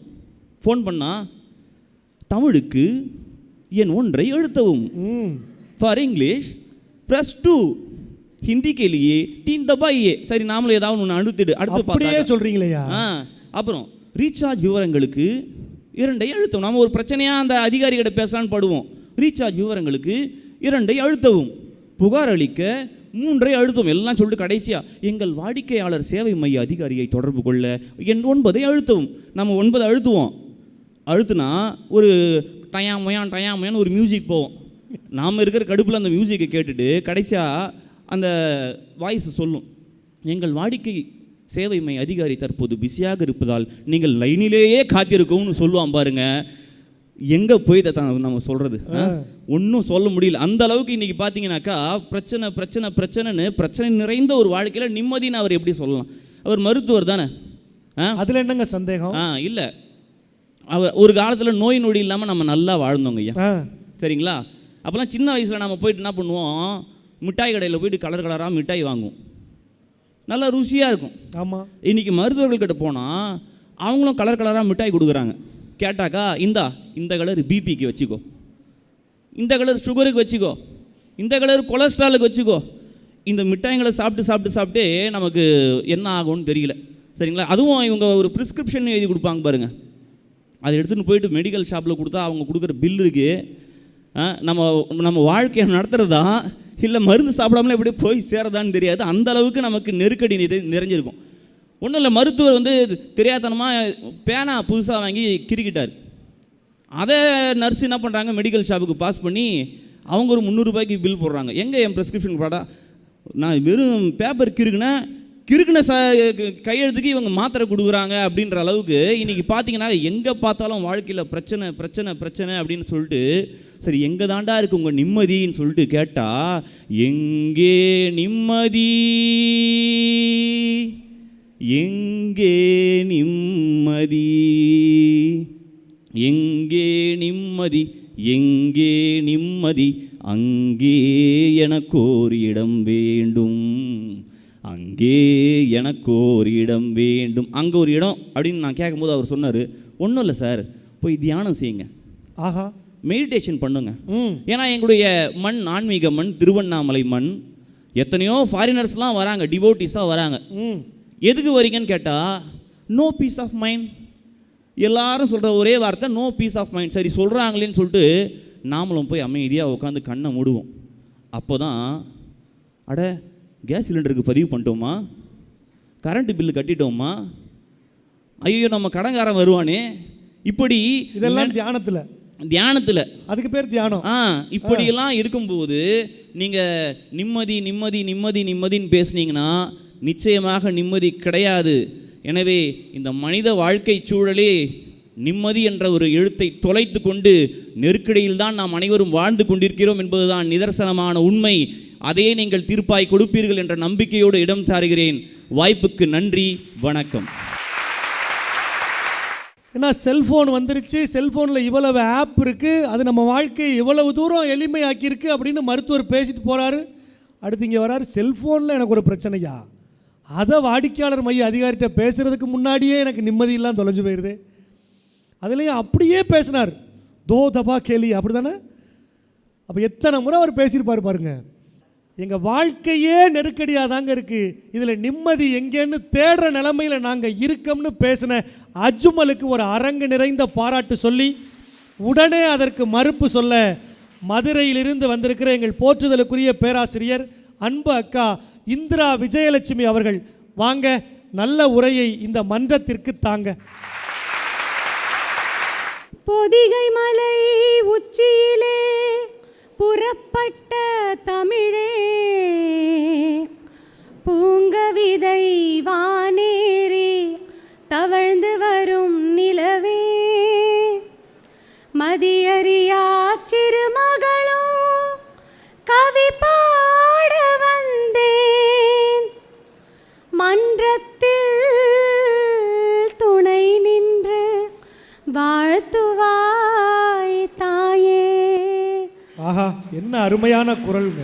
எல்லாம் வல்ல தமிழ் அன்னைக்கு என் முதல் வணக்கம். நடுவர் உள்ளிட்ட இந்த அவையை வணங்கி மகிழ்கிறேன். என் நெஞ்சில் குடியிருக்கும் அன்பான செயின்ட் ஜோசப் கல்லூரி மாணவ கண்மணிகளே, உங்கள் எல்லாருக்கும் என் சிறப்பான வணக்கம். உலகெங்கிலும் உள்ள ராஜ் தொலைக்காட்சி நேயர்களுக்கு என் சுதந்திர தின வாழ்த்து. நடுவர் அவர்களே, அருமையான ஒரு தலைப்பு கொடுத்துருக்குறீங்க.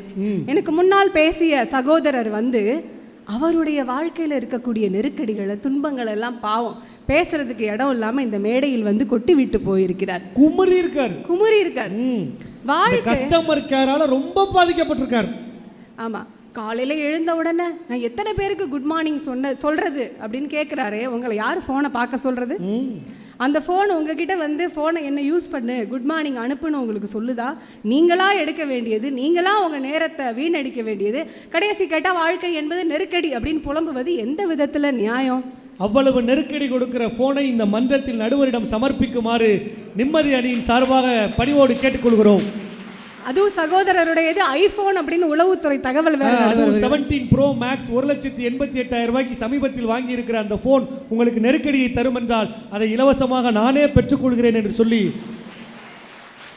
அதே போல அவங்க வீட்டில் இருக்கிற தொலைக்காட்சி ஏகப்பட்ட ஆட் வருது, என்ன செய்யறதுன்னு தெரியல அப்படின்னு சொல்லி நீங்க கூட அவரின் சார்பாக சொன்னீங்க. அவ்வளவு புலம்பல் இங்க வரைக்கும் ஸ்ப்ரெட் ஆயிருக்குது. அவர் வீட்டில் ஹை மாடல் சோனி டிவி இருக்கு நடுவர் அவர்களே, அதையும் ஆஃப் பண்ண சொல்லி நடுவரிடம் கொடுக்கும்படி அன்போடு இந்த இடத்துல கேட்டு, அந்த டிவியை எனக்கு ஐபோன் பெற்றுக் கொடுத்த இந்திரா அக்காவிற்கு நான் இலவசமாக வழங்குகிறேன் என்பதை மேடையில் சொல்லி, இதுதான் ஒரு அன்பு, இதுதான் அமைதி, நிம்மதி. நடுவர்களே, முதல்ல நிம்மதினா என்னங்கிற ஒரு கிளாரிட்டி நமக்கு இருக்கணும். எது நிம்மதி? எங்கே நிம்மதி, எங்கே நிம்மதி, அங்கே எனக்கோர் இடம் வேண்டும் அப்படின்னு பாடினார்ல. நிம்மதிங்கிறது இடம் இல்லை, அது மனம், மனசுக்குள்ள இருக்கிற நிம்மதி. நீங்க எங்க போய் தேடினாலும் உங்களுக்கு எந்த இடத்துலயும் நிம்மதி கிடைக்காது. இவர் மனசுக்குள்ள ஏற்கனவே 5-6 பேர் இருக்காங்களாம், இடப்பற்றாக்குறையா இருக்கான். அதெல்லாம் கண்ட்ரோல் ஆல் டெலீட் பண்ணிடணும். தியானம் பண்ண சொன்னால் உட்காந்து வாழ்க்கையில் இருக்கிற மற்ற விஷயங்களெல்லாம் யோசிச்சுட்டு இருந்தால் எப்படி நிம்மதி இருக்கும் நடுவர்களே? எது நிம்மதி? இன்றைக்கு நீங்கள் அழகாக துவக்கத்தில் சொன்னீங்க, அமுத பெருவிழாவான சுதந்திரத்தை நம்ம கொண்டாடுறோம்.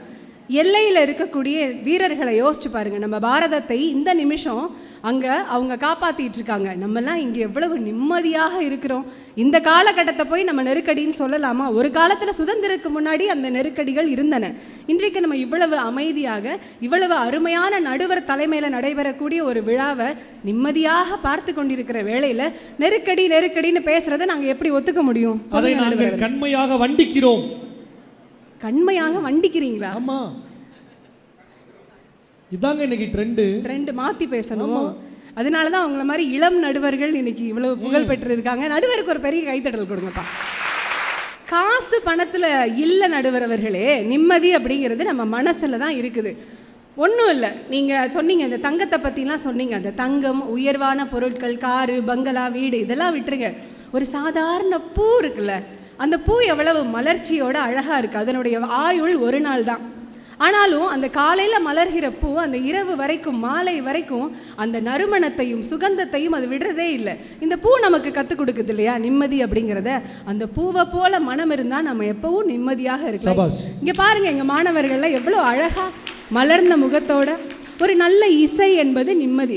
ஒரு மலரை தலையில் சூடிக்கிறது நிம்மதி. ஒரு குழந்தையின் சிரிப்பை பார்க்கும்போது அது நிம்மதி. இதுதான் சொன்னாங்க அழகா.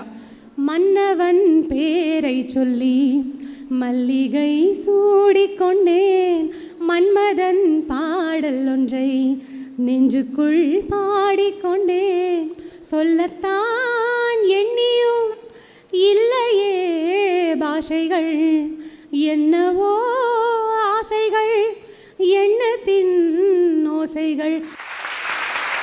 இப்படி ஒரு பாடலை கேட்கும்போது எவ்வளோ மனசுக்கு அமைதியாக இருக்குது. இவ்வளவு நல்ல விஷயங்கள்லாம் இருக்கும்போது உங்களை மாதிரி இனிமையான குரலை பாடினா கேட்கலாம். இல்லைன்னா இன்றைக்கி டெக்னாலஜி கை கொடுக்குது நடுவர் அவர்களே. யூடியூப் இருக்குது, ஸ்பாட்டிஃபை இருக்குது, எதில் வேணால் நீங்கள் நல்ல பாடல்கள் கேட்க முடியும். ஒரு முக்கியமான சம்பவத்தை இந்த அரங்கத்தில் நான் பதிவு செய்யணும்னு சொல்லிருங்க, உடனே சொல்லிருங்க. போன முறை இதே போல் நாம் ஒரு இடத்துல பேசுறதுக்காக சென்ற போது நீங்கள் வந்துட்டீங்க நடுவர் அவர்களே. நாஞ்சில் விஜயன் அவர்களும் நானும் வரணும். அவர் வந்துட்டு இருந்தப்போ என்ன செஞ்சார் தெரியுமா? தன் கையில் இருக்கிற டெக்னாலஜியை பயன்படுத்தாமல் அங்கே உள்ளவங்க கிட்ட வழி கேட்டு அவங்களுக்கு என்ன கோவமோ தப்பு தப்பாக சொல்லி அவர் ஒரு கல்யாண மண்டபத்தில் போய் இறங்கிட்டார். இவர் மேலே நிறைய பேருக்கு கோவம் இருக்கு. அங்கே பார்த்தா திருமணத்துக்கு தயார் நிலையில் எல்லாம் இருக்காங்க. இவர் வேற பட்டு வேட்டி சட்டையில் போனோன்னே இவரை மாப்பிள்ளை என்று நினைத்து, இதெல்லாம் தேவையா? ஒரு ஜிபிஎஸ், ஒரு லொக்கேஷனை ஆன் பண்ணி, இன்றைக்கி அதெல்லாம் செய்யக்கூடாதுன்னு சொல்லி நாங்கள் 2 பேரும் லொக்கேஷன் ஆன் பண்ணோம். ரொம்ப அழகாக உரிய நேரத்தில் இந்த இடத்துக்கு வந்து சேர்ந்துட்டோம். இதுதானே இந்த காலத்தில் நமக்கு கிடைக்கக்கூடிய நிம்மதி. இந்த மாதிரி ஜிபிஎஸ்லாம் அந்த காலத்தில் இருந்துச்சா? சமீபத்தில் ஒடிசின்னு ஒரு படம் பார்த்தேன் நடுவர் அவர்கள். அந்த கதாநாயகன் பாவம் வீட்டை விட்டு பிரிஞ்சு கப்பலில் நெடுந்தூரம் போய்விட்டு போராடிட்டு திரும்பி வீட்டுக்கு வர வழி தெரியலை. 10 வருடம், 1 நாள் 2 நாள் கிடையாது நடுவர்களே, 10 வருடங்களாக திசை தெரியாமல் ஏதேதோ தீவுக்கு போய் இறுதியாக என்ன நடந்தது அப்படிங்கிறது தான் அந்த கதை. ஒரு ஜிபிஎஸ் மட்டும் அன்றைக்கி இருந்திருந்தா இதெல்லாம் தேவையா? ஒன்றும் இல்லை, நம்முடைய எப்பிக் ராமாயணம், ராமன் சீத்தையுடைய மாபெரும் ஒரு காவியம். அதில் சீத்தையை ராவணன் தூக்கிட்டு போன பிறகு நம்ம ராமனுக்கு சீத்தை எங்கே இருக்காங்கன்னே தெரியலை. அப்போது ஒருவேளை இன்றைய காலமாக இருந்திருந்தால் சீத்தையை ஒரு லைவ் லொக்கேஷன் அனுப்பியிருந்தால் எவ்வளோ பெரிய விஷயங்கள் நடந்திருக்குமா? எவ்வளவு எளிமையாக இருந்திருக்கும், எவ்வளவு ரொம்ப ரொம்ப எளிமையாக சீதை திரும்பி வந்திருப்பாங்க இல்லையா? இதெல்லாம் இந்த காலம் நமக்கு. கம்பராமாயணம் படிக்கிறதுக்கு ரொம்ப கஷ்டமாக இருக்குங்கிற பசங்க மாதிரியே சீதையை தூக்கிட்டு போகும்போது மட்டும் லொக்கேஷன் அந்த அம்மா ஷேர் பண்ணிட்டு போயிருந்தா இதெல்லாம் நாங்கள் படிச்சிருக்க வேண்டியது இல்லைங்கிற மாதிரி. நடுவர்களே, இன்னைக்கு நாங்கள் பெண்கள் எவ்வளவு சுதந்திரமாகவும் பாதுகாப்பாகவும் இருக்கோம் தெரியுமா? இன்றைக்கு நான் வீட்டை விட்டு இவ்வளவு தொலைதூரம் வந்து பேசுறதுக்கு வந்திருக்கேன். அங்கே எனக்கும் இதே போல எனக்கு ஒரு மகள் இருக்கிறாங்க. இவங்களெல்லாம் பார்க்கும்போது என்னுடைய மகளின் ஞாபகம் வந்தது. உடனே மெசேஜில் கேட்டேன், என்னடா கண்ணு செய்கிற அப்படின்னு. அம்மா பத்திரமாக நான் கல்லூரியில் இருக்கேன் அப்படிங்கிறாங்க. அந்த ஒரு நிம்மதியை எனக்கு கொடுத்தது இந்த காலம் தானே. பெண் பிள்ளைகள்னா என்ன சாதாரண விஷயமா? வீட்டில் ஒரு குழந்தை இருந்தாலே நிம்மதி தானே நடுவர் அவர்களே. குழல் இனிது யாழ் இனிதுன்னு அதனால தானே சொல்கிறோம். பெண் பிள்ளைகள்னாலே ரொம்ப சிறப்பு தான். அதனால தான் நான் முத்துக்குமார் அழகாக ஒரு பாடலில் சொன்னார், தூரத்து மரங்கள் பார்க்குதடி தேவதை இவளா கேக்குதடி, தன்னிலை மறந்தே பூக்குதடி, காற்றினில் வாசம் தூக்குதடி, அடி கோயில் எதற்கு தெய்வங்கள் எதற்கு, உனது புன்னகை போதுமடி, இந்த மண்ணில் இது போல் யாரும் இங்கே எங்கும் வாழவில்லை என்று தோணுதடி, ஆனந்த யாழை மீட்டுகிறாய், அடி நெஞ்சில் வண்ணம் தீட்டுகிறாய், அன்பெனும் குடையை நீட்டுகிறாய், அதில் 1000 மழை துளி கூட்டுகிறாய். வாழ்வில் சில சில நெருக்கடிகள் இருக்கலாம். அவற்றையெல்லாம் மிகவும் கஷ்டமான ஒரு விஷயமாக நினைத்து தலையில் சுமந்து கொண்டிருந்தால் எப்போதும் நாம் வெற்றி அடைய முடியாது. ஒவ்வொரு நிமிஷத்தையும் அமைதியோடும் நிம்மதியோடும் கடப்பவர்கள் தான் வெற்றி பெறுகிறார்கள். நாங்களெல்லாம் அப்படித்தான், எங்கள் அணியினரும் அப்படித்தான். எவ்விதத்தில் பார்த்தாலும் இன்றைய வாழ்க்கை சூழல் நிம்மதியே என்று கூறி வாய்ப்பிற்கு நன்றி பாராட்டி நிறைவு செய்கிறேன். வாழ்க தமிழ், வெல்க தமிழர். வணக்கம்.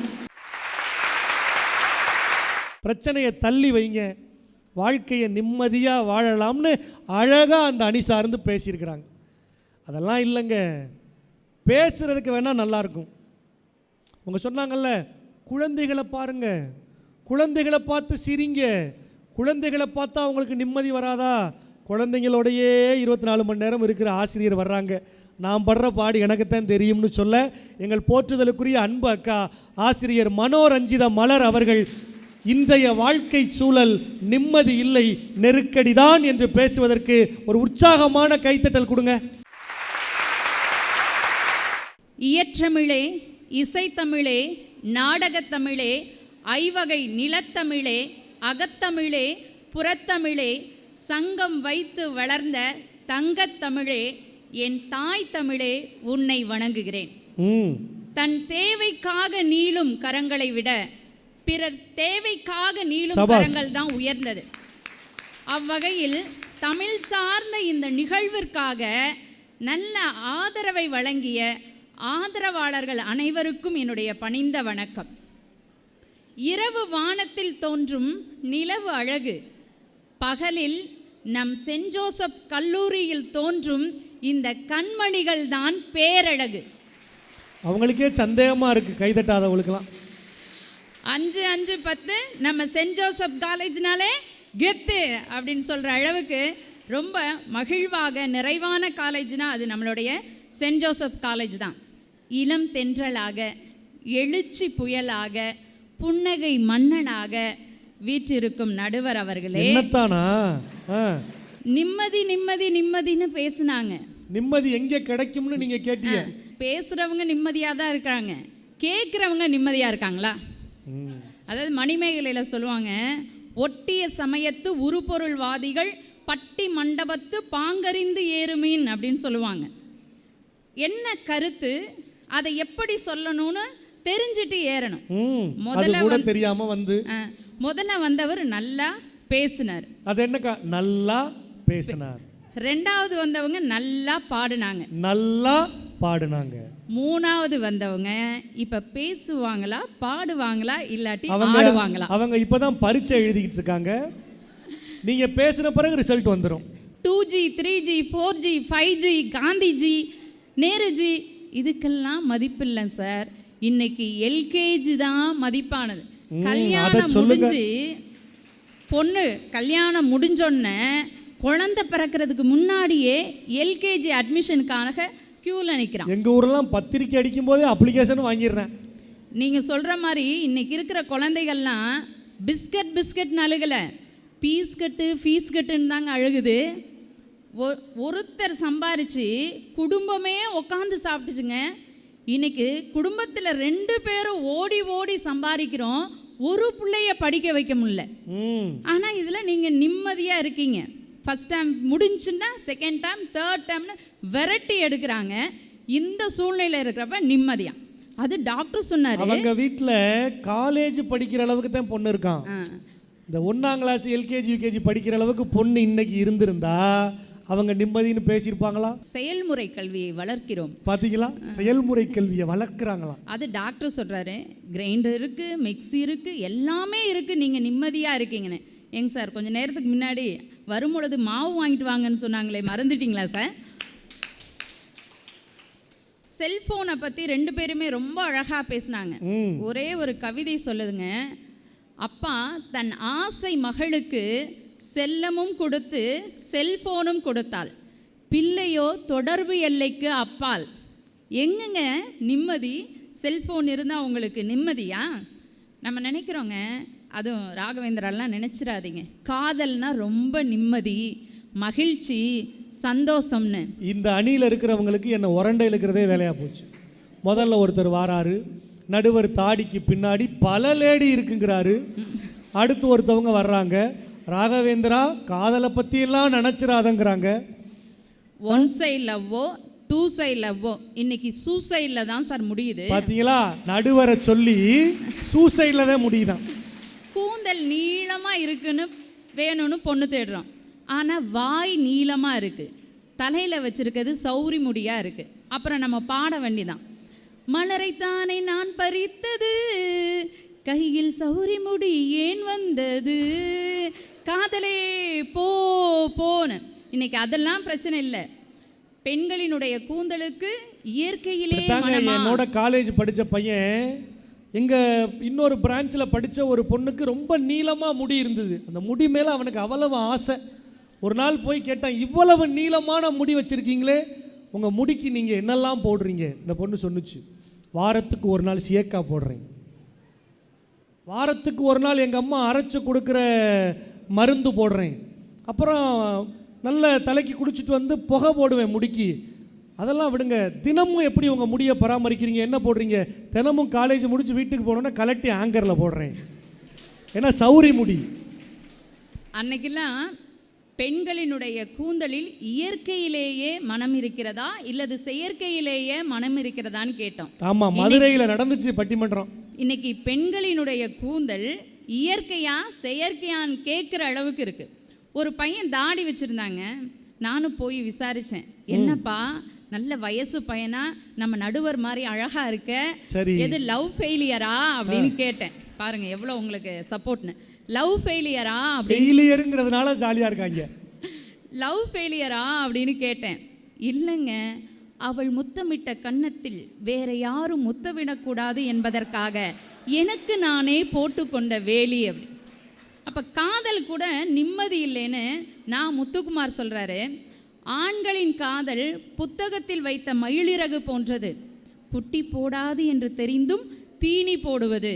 அப்போ காதல் கூட இன்னைக்கு கலவரமாக இருக்குங்க, எங்கெங்க நிம்மதியாக இருக்குது? திருச்சியில் நீலகண்டன் ஒரு பேராசிரியர் இருக்கார். அவர் இளைஞர்களோட கல்லூரி இளைஞர்களோடையே பழகிறவர். அவர் சொன்னார், தம்பி ஒரு காலத்தில் நாங்கள்லாம் இளைஞர்களாக இருந்தப்ப முடிய வெட்டுவோம், தாடியை சேவ் பண்ணுவோம். ஆனால் இன்றைக்கி அப்படியே காலம் மாறிடுச்சு தம்பி. முடியை சேவ் பண்ணுறாங்க, தாடியை வெட்டுறாங்க தம்பி. அப்படியே மலை ஏறுறதுக்கு ரோடு போடுற மாதிரி அப்படியே கரைச்சி கரைச்சி கரைச்சி கரைச்சி கரைச்சி கரைச்சி கொண்டு போய் அப்படி சென்டரில் நிறுத்திடுறாங்க தம்பின்னாரு. அவங்கள பார்த்தா நமக்கு பாடம் எடுக்க வருமா அப்படின்னு ஒரு பேராசிரியர் புலம்புற அளவுக்கு இன்னைக்கு நெருக்கடி இருக்கு. அன்பான கணவர், அறிவான கணவர், ஏன் அழகான கணவர் கூட அமையணும்னு ஆசை தான். ஆனால் அமைஞ்சிச்சா? நினைச்சது ஒன்று, நடந்தது ஒன்று. பாரதியும் மகாகவி பாரதியும் செல்லம்மாவும் மிருக காட்சி சாலைக்கு ஒரு நாள் போகிறாங்க. அங்கே கூண்டுக்குள்ள ஒரு சிங்கம் இருக்கு. உடனே நம்ம முண்டாசு கவி அப்படி மீசை அப்படி திருகி விட்டுட்டு, நீ காட்டுக்கே ராஜா, நான் பாட்டுக்கு ராஜா, எங்க கை கொடு அப்படின்னாரு. சிங்கத்துக்கிட்ட. உடனே செல்லம்மா, சாமி அந்த மிருகத்துக்காவது நல்ல புத்திய கொடு அப்படின்னு கேட்டாங்க. பாரதி சிவப்பு மை வைத்து எழுதினார், கருப்பு மை வைத்து எழுதினார், நீல நிற மை வைத்து எழுதினார். ஆனால் அவருடைய வாழ்க்கையில் முழுவதும் இருந்தது வறுமை தாங்க. போராட்டங்களும் நெருக்கடியும் தான் புத்தரையும் சித்தர்களையும் ஞானிகளையும் உருவாக்குச்சு. நிம்மதி நிம்மதி மட்டும் இருந்திருந்தால் மகாத்மாக்கள் கிடைத்திருக்க மாட்டாங்க. என் வீட்டுக்கார்ட்ட நான் கேட்டேன், ஆசையாக கேட்டேன், ஏமாமா சப்போஸ் நான் செத்து போயிட்டா நீங்கள் என்ன செய்வீங்க அப்படின்னு கேட்டேன். உடனே அவர் கோவப்பட்டு, என்ன சொல்கிற நீ செத்து போயிட்டா நான் பைத்தியக்காரனாக அலைய வேண்டிய. உடனே நான் சொன்னேன், ஏமாமா அப்போ இன்னொரு கல்யாணம் பண்ண மாட்டீங்க, பைத்தியக்காரனாக தான் அலைவீங்களா அப்படின்னு கேட்டேன். சொல்ல முடியாதடி, இந்த பைத்தியம் என்ன வேணாலும் செய்யும் அப்படின்னு. எப்படி இருக்காங்கன்னு பாருங்களேன். இந்த ஆடி நோம்பிக்குங்க ஊருக்கு போயிட்டு வந்தேன். உடனே அவர் கேட்டார், ஏய் உங்கள் அப்பா என்ன சொன்னார் அப்படின்னு. எங்கள் அப்பா உங்களை பற்றி பெருமையாக சொன்னார், எங்கே தேடினாலும் இந்த உலகத்திலேயே நம்ம மாப்பிள்ளை மாதிரி கிடைக்கவே மாட்டான். ஏய் உங்கள் அப்பா பொய் சொல்கிறாரு. இல்லைங்க, உண்மையே தான் சொன்னார். அப்புறம் ஏன் உன் தங்கச்சிக்கு பொண்ணு தேடிக்கிட்டு இருக்காரு அப்படின்றார். ஒரு இல்லறம் கூட இன்பம் இல்லாமல் இருந்தால் எப்படிங்க நிம்மதி இருக்கும்? உண்மையிலே நீங்க சொன்ன அந்த ஜோக் இப்பதான் புரிஞ்சிருக்கு. புரிஞ்சிட்டா சரி. ஆசிரியர் பணியே அறப்பணி அப்படின்னு ஒரு அர்ப்பணிப்போட தான் நம்மெல்லாம் இந்த வேலைக்கே வந்தோம். ஒரு பையன் நடந்து போயிட்டு இருக்கான், டவுசர் அப்படியே அவுந்து விழுதுங்க. டே தம்பி, டவுசர் அவுந்து விழுகுதுரா அப்படின்றேன். என்ன வேணா நடக்கட்டும், நான் சந்தோஷமா இருப்பேன், உசுர் இருக்கு, வேற என்ன வேணும், சந்தோஷமா இருப்பேன், ரகிட ரகிட ரகிட ஊ ரகிட ரகிட ரகிட ஊ அப்படின்ட்டு போறாங்க. இன்னைக்கு உண்மையிலேயே ஒரு தமிழ் ஆசிரியராக நான் வருத்தப்பட்டு சொல்கிறேன், இன்னைக்கு இருக்கக்கூடிய மாணவர்களுக்கு எழுத தெரியலங்க, வாசிக்க தெரியலங்க. கோவலன் அப்படின்றத கேவலன் வாசிக்கிறான். நம்ம நூல்களை வாசிக்க வாசிக்கத்தான் அகமும் புறமும் அழகாகும். நம்ம நடுவர் அவர்கள்லாம் ஒரு நாளைக்கு 100 பக்கம் வாசிக்கிறார். அதனால தான் இவ்வளோ அழகாகவும் அறிவாகவும் இருக்கார். அப்புறம் ஏன் நீங்கள் இப்படி இருக்கீங்கன்னு என்ன பார்க்குற மாதிரி? ஆமாம், நான் பார்த்தேன், அந்த மாதிரியே இருக்கு. நீங்கள் ஏன் இப்படி இருக்கீங்கன்னு கேட்கக்கூடாது. நான் ஒரு 20 பக்கம் தான் வாசிக்கிறேன், கொஞ்சம் கொஞ்சமாக நயன்தாரா மாதிரி சுமாராக ஆயிடுவேன் நான் நினைக்கிறேன். சொல்லலை, அறம் படத்தில் வர்ற மாதிரி அவங்க மனசுக்குள்ளே அந்த எண்ணம் இருக்குது. ஒரு பையன்கிட்ட கேட்குறேன், டே வள்ளுவம் கோட்டம் எங்கே இருக்குன்னு தெரியுமாடா அப்படின்னு. தெரியாதுன்னா. இன்னைக்கு தான் அடிக்கவும் கூடாது திட்டவும் கூடாதுல்ல, பெஞ்சு மேலே ஏறி நில்றா அப்படின்ற. மிஸ், பெஞ்சு மேலே ஏறி நின்னா வள்ளுவ கோட்டம் தெரியுமான்னு கேட்குறாங்க சார். கம்ப ராமாயணம்லாம் எடுத்தா மையோ மரகதமோ மறி கடலோ ஐயோ இவன் அழகு என்பது அழியா பேர் அழகுடையான் அப்படின்னு நடத்திட்டு இருக்கேன். ஒருத்தன் கொரட்டை விட்டு தூங்குறான். டே பக்கத்தில் இருக்கவனை எழுப்பி விட்றா அப்படின்றேன். போங்க மிஸ், பாட்டு பாடி தூங்க வச்சது நீங்கள், நான் எழுப்பி விடணுமா அப்படின்னு கேட்குறான். இன்றைக்கி எதிர்காலம் எப்படிங்க இருக்குது? இப்படி மோசமான ஒரு எதிர்காலத்தை நம்ம பார்த்து நிம்மதியாக நம்மளால் இருக்க முடியுமா? ஒரே ஒரு விஷயந்தாங்க, அன்னைக்கெல்லாம் மண்ணிலையும் புழுதியிலையும் பிறண்டு விளையாண்டோம். ஆடை தான் அழுக்காச்சு. இன்னைக்கு செல்லை வச்சு தடவி தடவி விளையாடுறோம். நம்ம வாழ்க்கையே மண்ணாக போயிடுச்சுங்க. அதை தான் அழகாக சொல்கிறாங்க. ஒரு அம்மா போலீஸ் ஸ்டேஷனுக்கு வருது. அந்த காவல் அதிகாரி அதை பார்த்துட்டு சொல்கிறாரு, தன் மகளை காணோம் என்று விண்ணப்பிக்கு வந்த தாயிடம் பத்திரமாக இருக்கிறது கைபேசி. அப்போ எந்த அளவுக்கு நம்ம இருக்கோன்றத பார்த்துக்கோங்க. நிறைவா இன்னைக்கு வாழ்க்கை அப்படின்றது நமக்கு மட்டுமே நெருக்கடி இல்லைங்க, நம்ம சார்ந்த அனைத்தையும் நம்ம நெருக்கடிக்குள்ளாக ஆக்கியிருக்கோம். காடுகளையும் மலைகளையும் கடந்த யானைகள் இன்று தண்டவாளத்தை கடக்க முடியாமல் இறந்து போகின்றன. மரக்கிளைகளில் இளைப்பாறிய பறவைகள் இன்று போஸ்ட் மர கம்பிகளில் அமர்ந்து மடிந்து போகின்றன. அப்படின்னா வாழ்க்கையை நம்மளாம் என்னங்க இன்னைக்கு செஞ்சு வச்சுருக்கோம்? இதை வச்சுட்டு நம்ம நிம்மதியாக இருக்கோம்னு நம்மளே ஒரு மேல் சாயம் புகுசிக்கிறதா? உண்மையை உறக்க நான் சொல்கிறேன், இன்றைய வாழ்க்கை சூழல் நிம்மதி என்பது இல்லை, நெருக்கடியாகத்தான் இருக்கிறது என்று கூறி நல்வாய்ப்புக்கு நன்றி கூறி விடைபெறுகிறேன். நன்றி, வணக்கம். ஒரு காலத்தில் எல்லாம் படிக்கிறதுக்கு புத்தகங்கள் அதிகமாகவும் எழுதி பார்க்குற நோட்டு கம்மியாகவும் இருந்தது. ஆனால் இன்னைக்கு படிக்கிறதுக்கு புத்தகங்களை விட பணம் கட்டுகிற நோட்டுகள் அதிகமாக இருந்தால்தான் நமக்கு கல்வி கிடைக்கும் என்கிற ஒரு சூழல் உருவாகி இருக்குன்னா, இன்னைக்கு கல்வி காசாக மாறிடுச்சுங்க. சமீபத்தில் டெல்லியில் கரப்பாம்பூச்சிகள்லாம் சேர்ந்து நீட் தேர்வை ரத்து பண்ண சொல்லி போராட்டம் பண்ணாங்க. சென்னையிலையும் போராட்டம் நடந்தது. மருத்துவம் படிக்கிறதுக்கு மட்டுமாங்க நீட்டு? எதை படிக்கணும்னாலும் எதையாவது நீட்டுங்கிற ஒரு சூழல் இருக்கே, அதுதான் நெருக்கடின்னு பேசுகிறாங்க. அப்புறம் ரொம்ப அழகாக சொன்னாங்கல்ல, செல்லும் கொடுத்து செல்லமும் கொடுத்து வளர்த்த மகள். அப்பா தானே செல்லும் கொடுத்தாரு செல்லமும் கொடுத்தாரு. அப்போ அவருக்கே தொடர்பு எல்லைக்கு வெளியே போகுதுன்னா யாருக்கு நெருக்கடின்னு கேட்குறாங்க. ஏங்க, இன்னைக்கு வீட்டில் பிள்ளைகளை பள்ளிக்கூடத்துக்கு கிளப்புறது எவ்வளவு நெருக்கடியாக இருக்குது. காலைல தூங்கிட்டு இருக்கிறவனை எழுப்பி பாருங்க, அம்மா 5 மினிட்ஸ். திருப்பி 5 நிமிஷம் கழிச்சு மறுபடியும் எழுப்பி பாருங்க, அம்மா ப்ளீஸ் 5 மினிட்ஸ். எங்கள் அக்கா அவங்க மகளை எழுப்பி பள்ளிக்கூடத்துக்கு அனுப்புறதுக்குள்ள 1000 பேருக்கு சமைச்சு முடித்த களைப்பு வந்துடுதுங்க. பிள்ளைகளை எழுப்பி பள்ளிக்கூடத்துக்கு அனுப்புறதுக்கு எந்திரிச்சு குளிப்பாட்டி கிளப்பி யூனிஃபார்மை போட்டு விட்டு சாப்பாடை ஊட்டி கொண்டு போய் அவனை வேனில் ஏற்றி விடுறதுக்குள்ளே பிரசவ வலியை விட அதிகமாக வலிக்குதுன்னு இன்றைக்கி பெற்றோர்கள் கவலைப்படுறாங்களே, அது நெருக்கடியாக தெரியலையான்னு கேட்குறேன். அப்புறம் ரொம்ப அழகாக ஒரு விஷயம் சொன்னாங்கங்க. இன்றைக்கி இருக்கிற இளைஞர்கள் மாணவர்கள் தமிழ் ஒழுங்காக பேச மாட்டான், தமிழ் எழுத தெரியலையே. ரொம்ப வேதனையோடு பதிவு பண்ணாங்க. ஏன்னா ஒரு தமிழ் ஆசிரியராக பதிவு பண்ணாங்க. நீங்கள் நல்லா கவனித்து பாருங்கள், நம்ம மொழிக்கு எவ்வளவு சிறப்பு இருக்குது தெரியுமாங்க. வேறு எந்த மொழியிலையாவது பட்டிமன்றம்ங்கிற வடிவம் உண்டா? ஹிந்தியில் பட்டிமன்றம் கேட்டிருக்கோமா இது வரைக்கும்? எங்கள் சமஸ்கிருதத்தில் பட்டிமன்றம் இருக்கா? கிடையாதுங்க. உலகத்திலேயே பட்டி மண்டபம் என்கிற ஒரு அற்புதமான வடிவம் இருக்கிற ஒரே மொழி நம்முடைய தமிழ் மொழிங்க. கொஞ்ச நாளைக்கு முன்னாடி மதுரையில் கீழடிக்கு பக்கத்தில் அகழ்வாராய்ச்சி பண்ணுறாங்க. அதில் சில தங்க காசுகள் கிடைக்குது.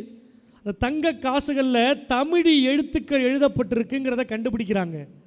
மதுரைனா சங்கம் வச்சு தமிழ் வளர்த்த ஊருன்னு நம்மெல்லாம் கேள்விப்பட்டிருக்கோம்ல. அங்கே அகழ்வாராய்ச்சியில் தங்கம் கிடைக்குது. தங்கத்தில் தமிழி எழுத்துக்கள் எழுதப்பட்டிருக்கு. உடனே நாவல் ஆசிரியர், எழுத்தாளர், மதுரையின் பாராளுமன்ற உறுப்பினர் அண்ணன் சு. வெங்கடேசன் தன் புத்தகத்தில் பதிவு செய்கிறார். இது நாள் வரைக்கும் மதுரை சங்கம் வைத்து தமிழ் வளர்த்த ஊர் என்று நினைத்திருப்பீர்கள். சங்கம் வைத்து மட்டுமல்ல, தங்கம் வைத்தும் தமிழ் வளர்த்த ஊர் மதுரைன்னு எழுதியிருக்காருன்னா அவ்வளவு சிறப்பான மொழிங்க நம்ம மொழி. அதை பேச தெரியலையே, அது உங்கள் கண்ணுக்கு நெருக்கடியாக தெரியலையா அப்படின்னு அடுக்கடுக்காக குற்றச்சாட்டுகளை அடுக்கிட்டு போயிருக்கிறாங்க. இத்தனை குற்றச்சாட்டுகளுக்கும் மறுப்பு சொல்லணும்னா அது ஒரு தேர்ந்த வழக்கறிஞரால் தான் முடியும். அப்போ ஒரு நல்ல வழக்கறிஞர்கிட்ட இந்த கேஸை கொடுத்தாத்தான் நம்ம கேஸுக்கு ஒரு நல்ல தீர்ப்பு கிடைக்குங்கிற மாதிரி இப்போ இந்த அணி சொல்கிற எல்லா வாதங்களையும் கொண்டு போய் இந்த அணியினுடைய சிறந்த வழக்கறிஞராக மன்றத்தில் ஏறி இருக்கிற அன்பு அக்கா அனிதா சம்பத் கிட்ட ஒப்படைக்கிறான். என்ன தீர்ப்பை வழங்க போகிறாங்கங்கிறத அவங்க பேசி முடிக்கும்போது தெரிஞ்சுக்கிடுவோம். வாங்க, நல்ல உரையை இந்த மன்றத்திற்கு தாங்க. அனைவருக்கும் அனிதாவின் அன்பு வணக்கங்களும் சுதந்திர தின நல்வாழ்த்துகளும். ஐயா, ஏற்கனவே பெண்கள்னாலே அழகுதான், அதுவும் நம்ம சென்ட் ஜோசப் கல்லூரி பெண்கள் அழகா இருக்காங்க இங்க பார்க்கறதுக்கு. அதுக்கு என்ன காரணம்னு நினைக்கிறீங்க? அவங்களுக்கும் எல்லா நெருக்கடிகளும் இருக்கு. யூனிட் டெஸ்ட் இருக்கு, சைக்கிள் டெஸ்ட் இருக்கு, அப்சர்வேஷன் இருக்கு, மேம் பண்ற டார்ச்சர்ஸ் இருக்கு, எல்லாம் இருக்கு. எல்லாம் இருந்தாலும் அதை மீறி ஜாலியாக நிம்மதியாக பேச்சாளர்கள் பாடினா கூடவே பாடிக்கிட்டு இருக்காங்க பார்த்தீங்களா? அந்த நிம்மதினால தாங்க அவங்க அழகாக இருக்காங்க. தளபதி என்ன சொல்லியிருக்காரு? லைஃப் இஸ் வெரி ஷார்ட் நண்பா, ஆல்வேஸ் பி ஹாப்பி, சில ப்ராப்ளம்ஸ் வில் கம் அண்ட் கோ, கொஞ்சம் சில் பண்ணு மாப்பி. அந்த மாதிரி 3 பேரையும் கொஞ்சம் சில் பண்ண சொல்லி அமைதியாக இருக்க சொல்லுங்கள் நடுவர்களே. சும்மா ஓயாமல் அரண்டவனுக்கு இருண்டதெல்லாம் பேயின்ற மாதிரி நெருக்கடினா என்ன நெருக்கடி புரியல எனக்கு. அதுவும் நாஞ்சில் விஜயன்லாம் பார்த்தீங்கன்னா 4 வச்சிருக்காரு. சரி, நீங்க சொன்ன மாதிரி 4 ஃபோன் வச்சிருக்காரு. நான் முத்துக்குமாரோட ஒரு அழகான வரிகை வந்து நான் இங்கே சொல்லணும்னு நினைக்கிறேன். புதுப்பேட்டை படத்துல இருந்து.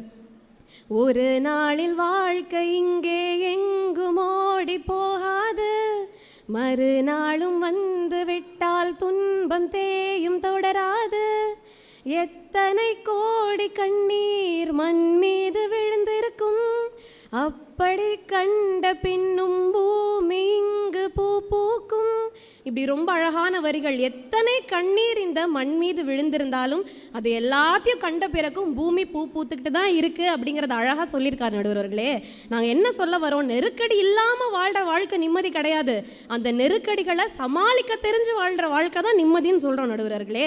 அப்படி சமாளிக்கிறதுக்கான எல்லா வசதிகளும் நம்மளை சுற்றியே இருக்குது. அதெல்லாம் எதையுமே பயன்படுத்தாமல் குறை சொல்லிக்கிட்டே இருந்தால் என்ன பண்ணுறது? இந்த சின்ன குழந்தைங்களாம் என்ன தெரியுமா பண்ணணும்? இந்த பிறந்த குழந்தைங்களாம் அது தலைமுடி அதுவே பிச்சுக்கும், கத்திக்கிட்டு இருக்கோம், அதுவே அதை பிடிச்சிக்கும், அதை யாருமே டிஸ்டர்ப் பண்ண மாட்டாங்க. அந்த மாதிரி இவங்களே நான் நல்ல கிரியேட்டர், என்ன கிரியேட் பண்ணுவீங்க, நான் எனக்கு நானே ப்ராப்ளம்ஸ் கிரியேட் பண்ணுவேன்ற மாதிரி அவங்களே அவங்க ப்ராப்ளம் கிரியேட் பண்ணிக்கிட்டு இங்கே வந்து குறை சொல்லிட்டுனா என்ன பண்ணுறது?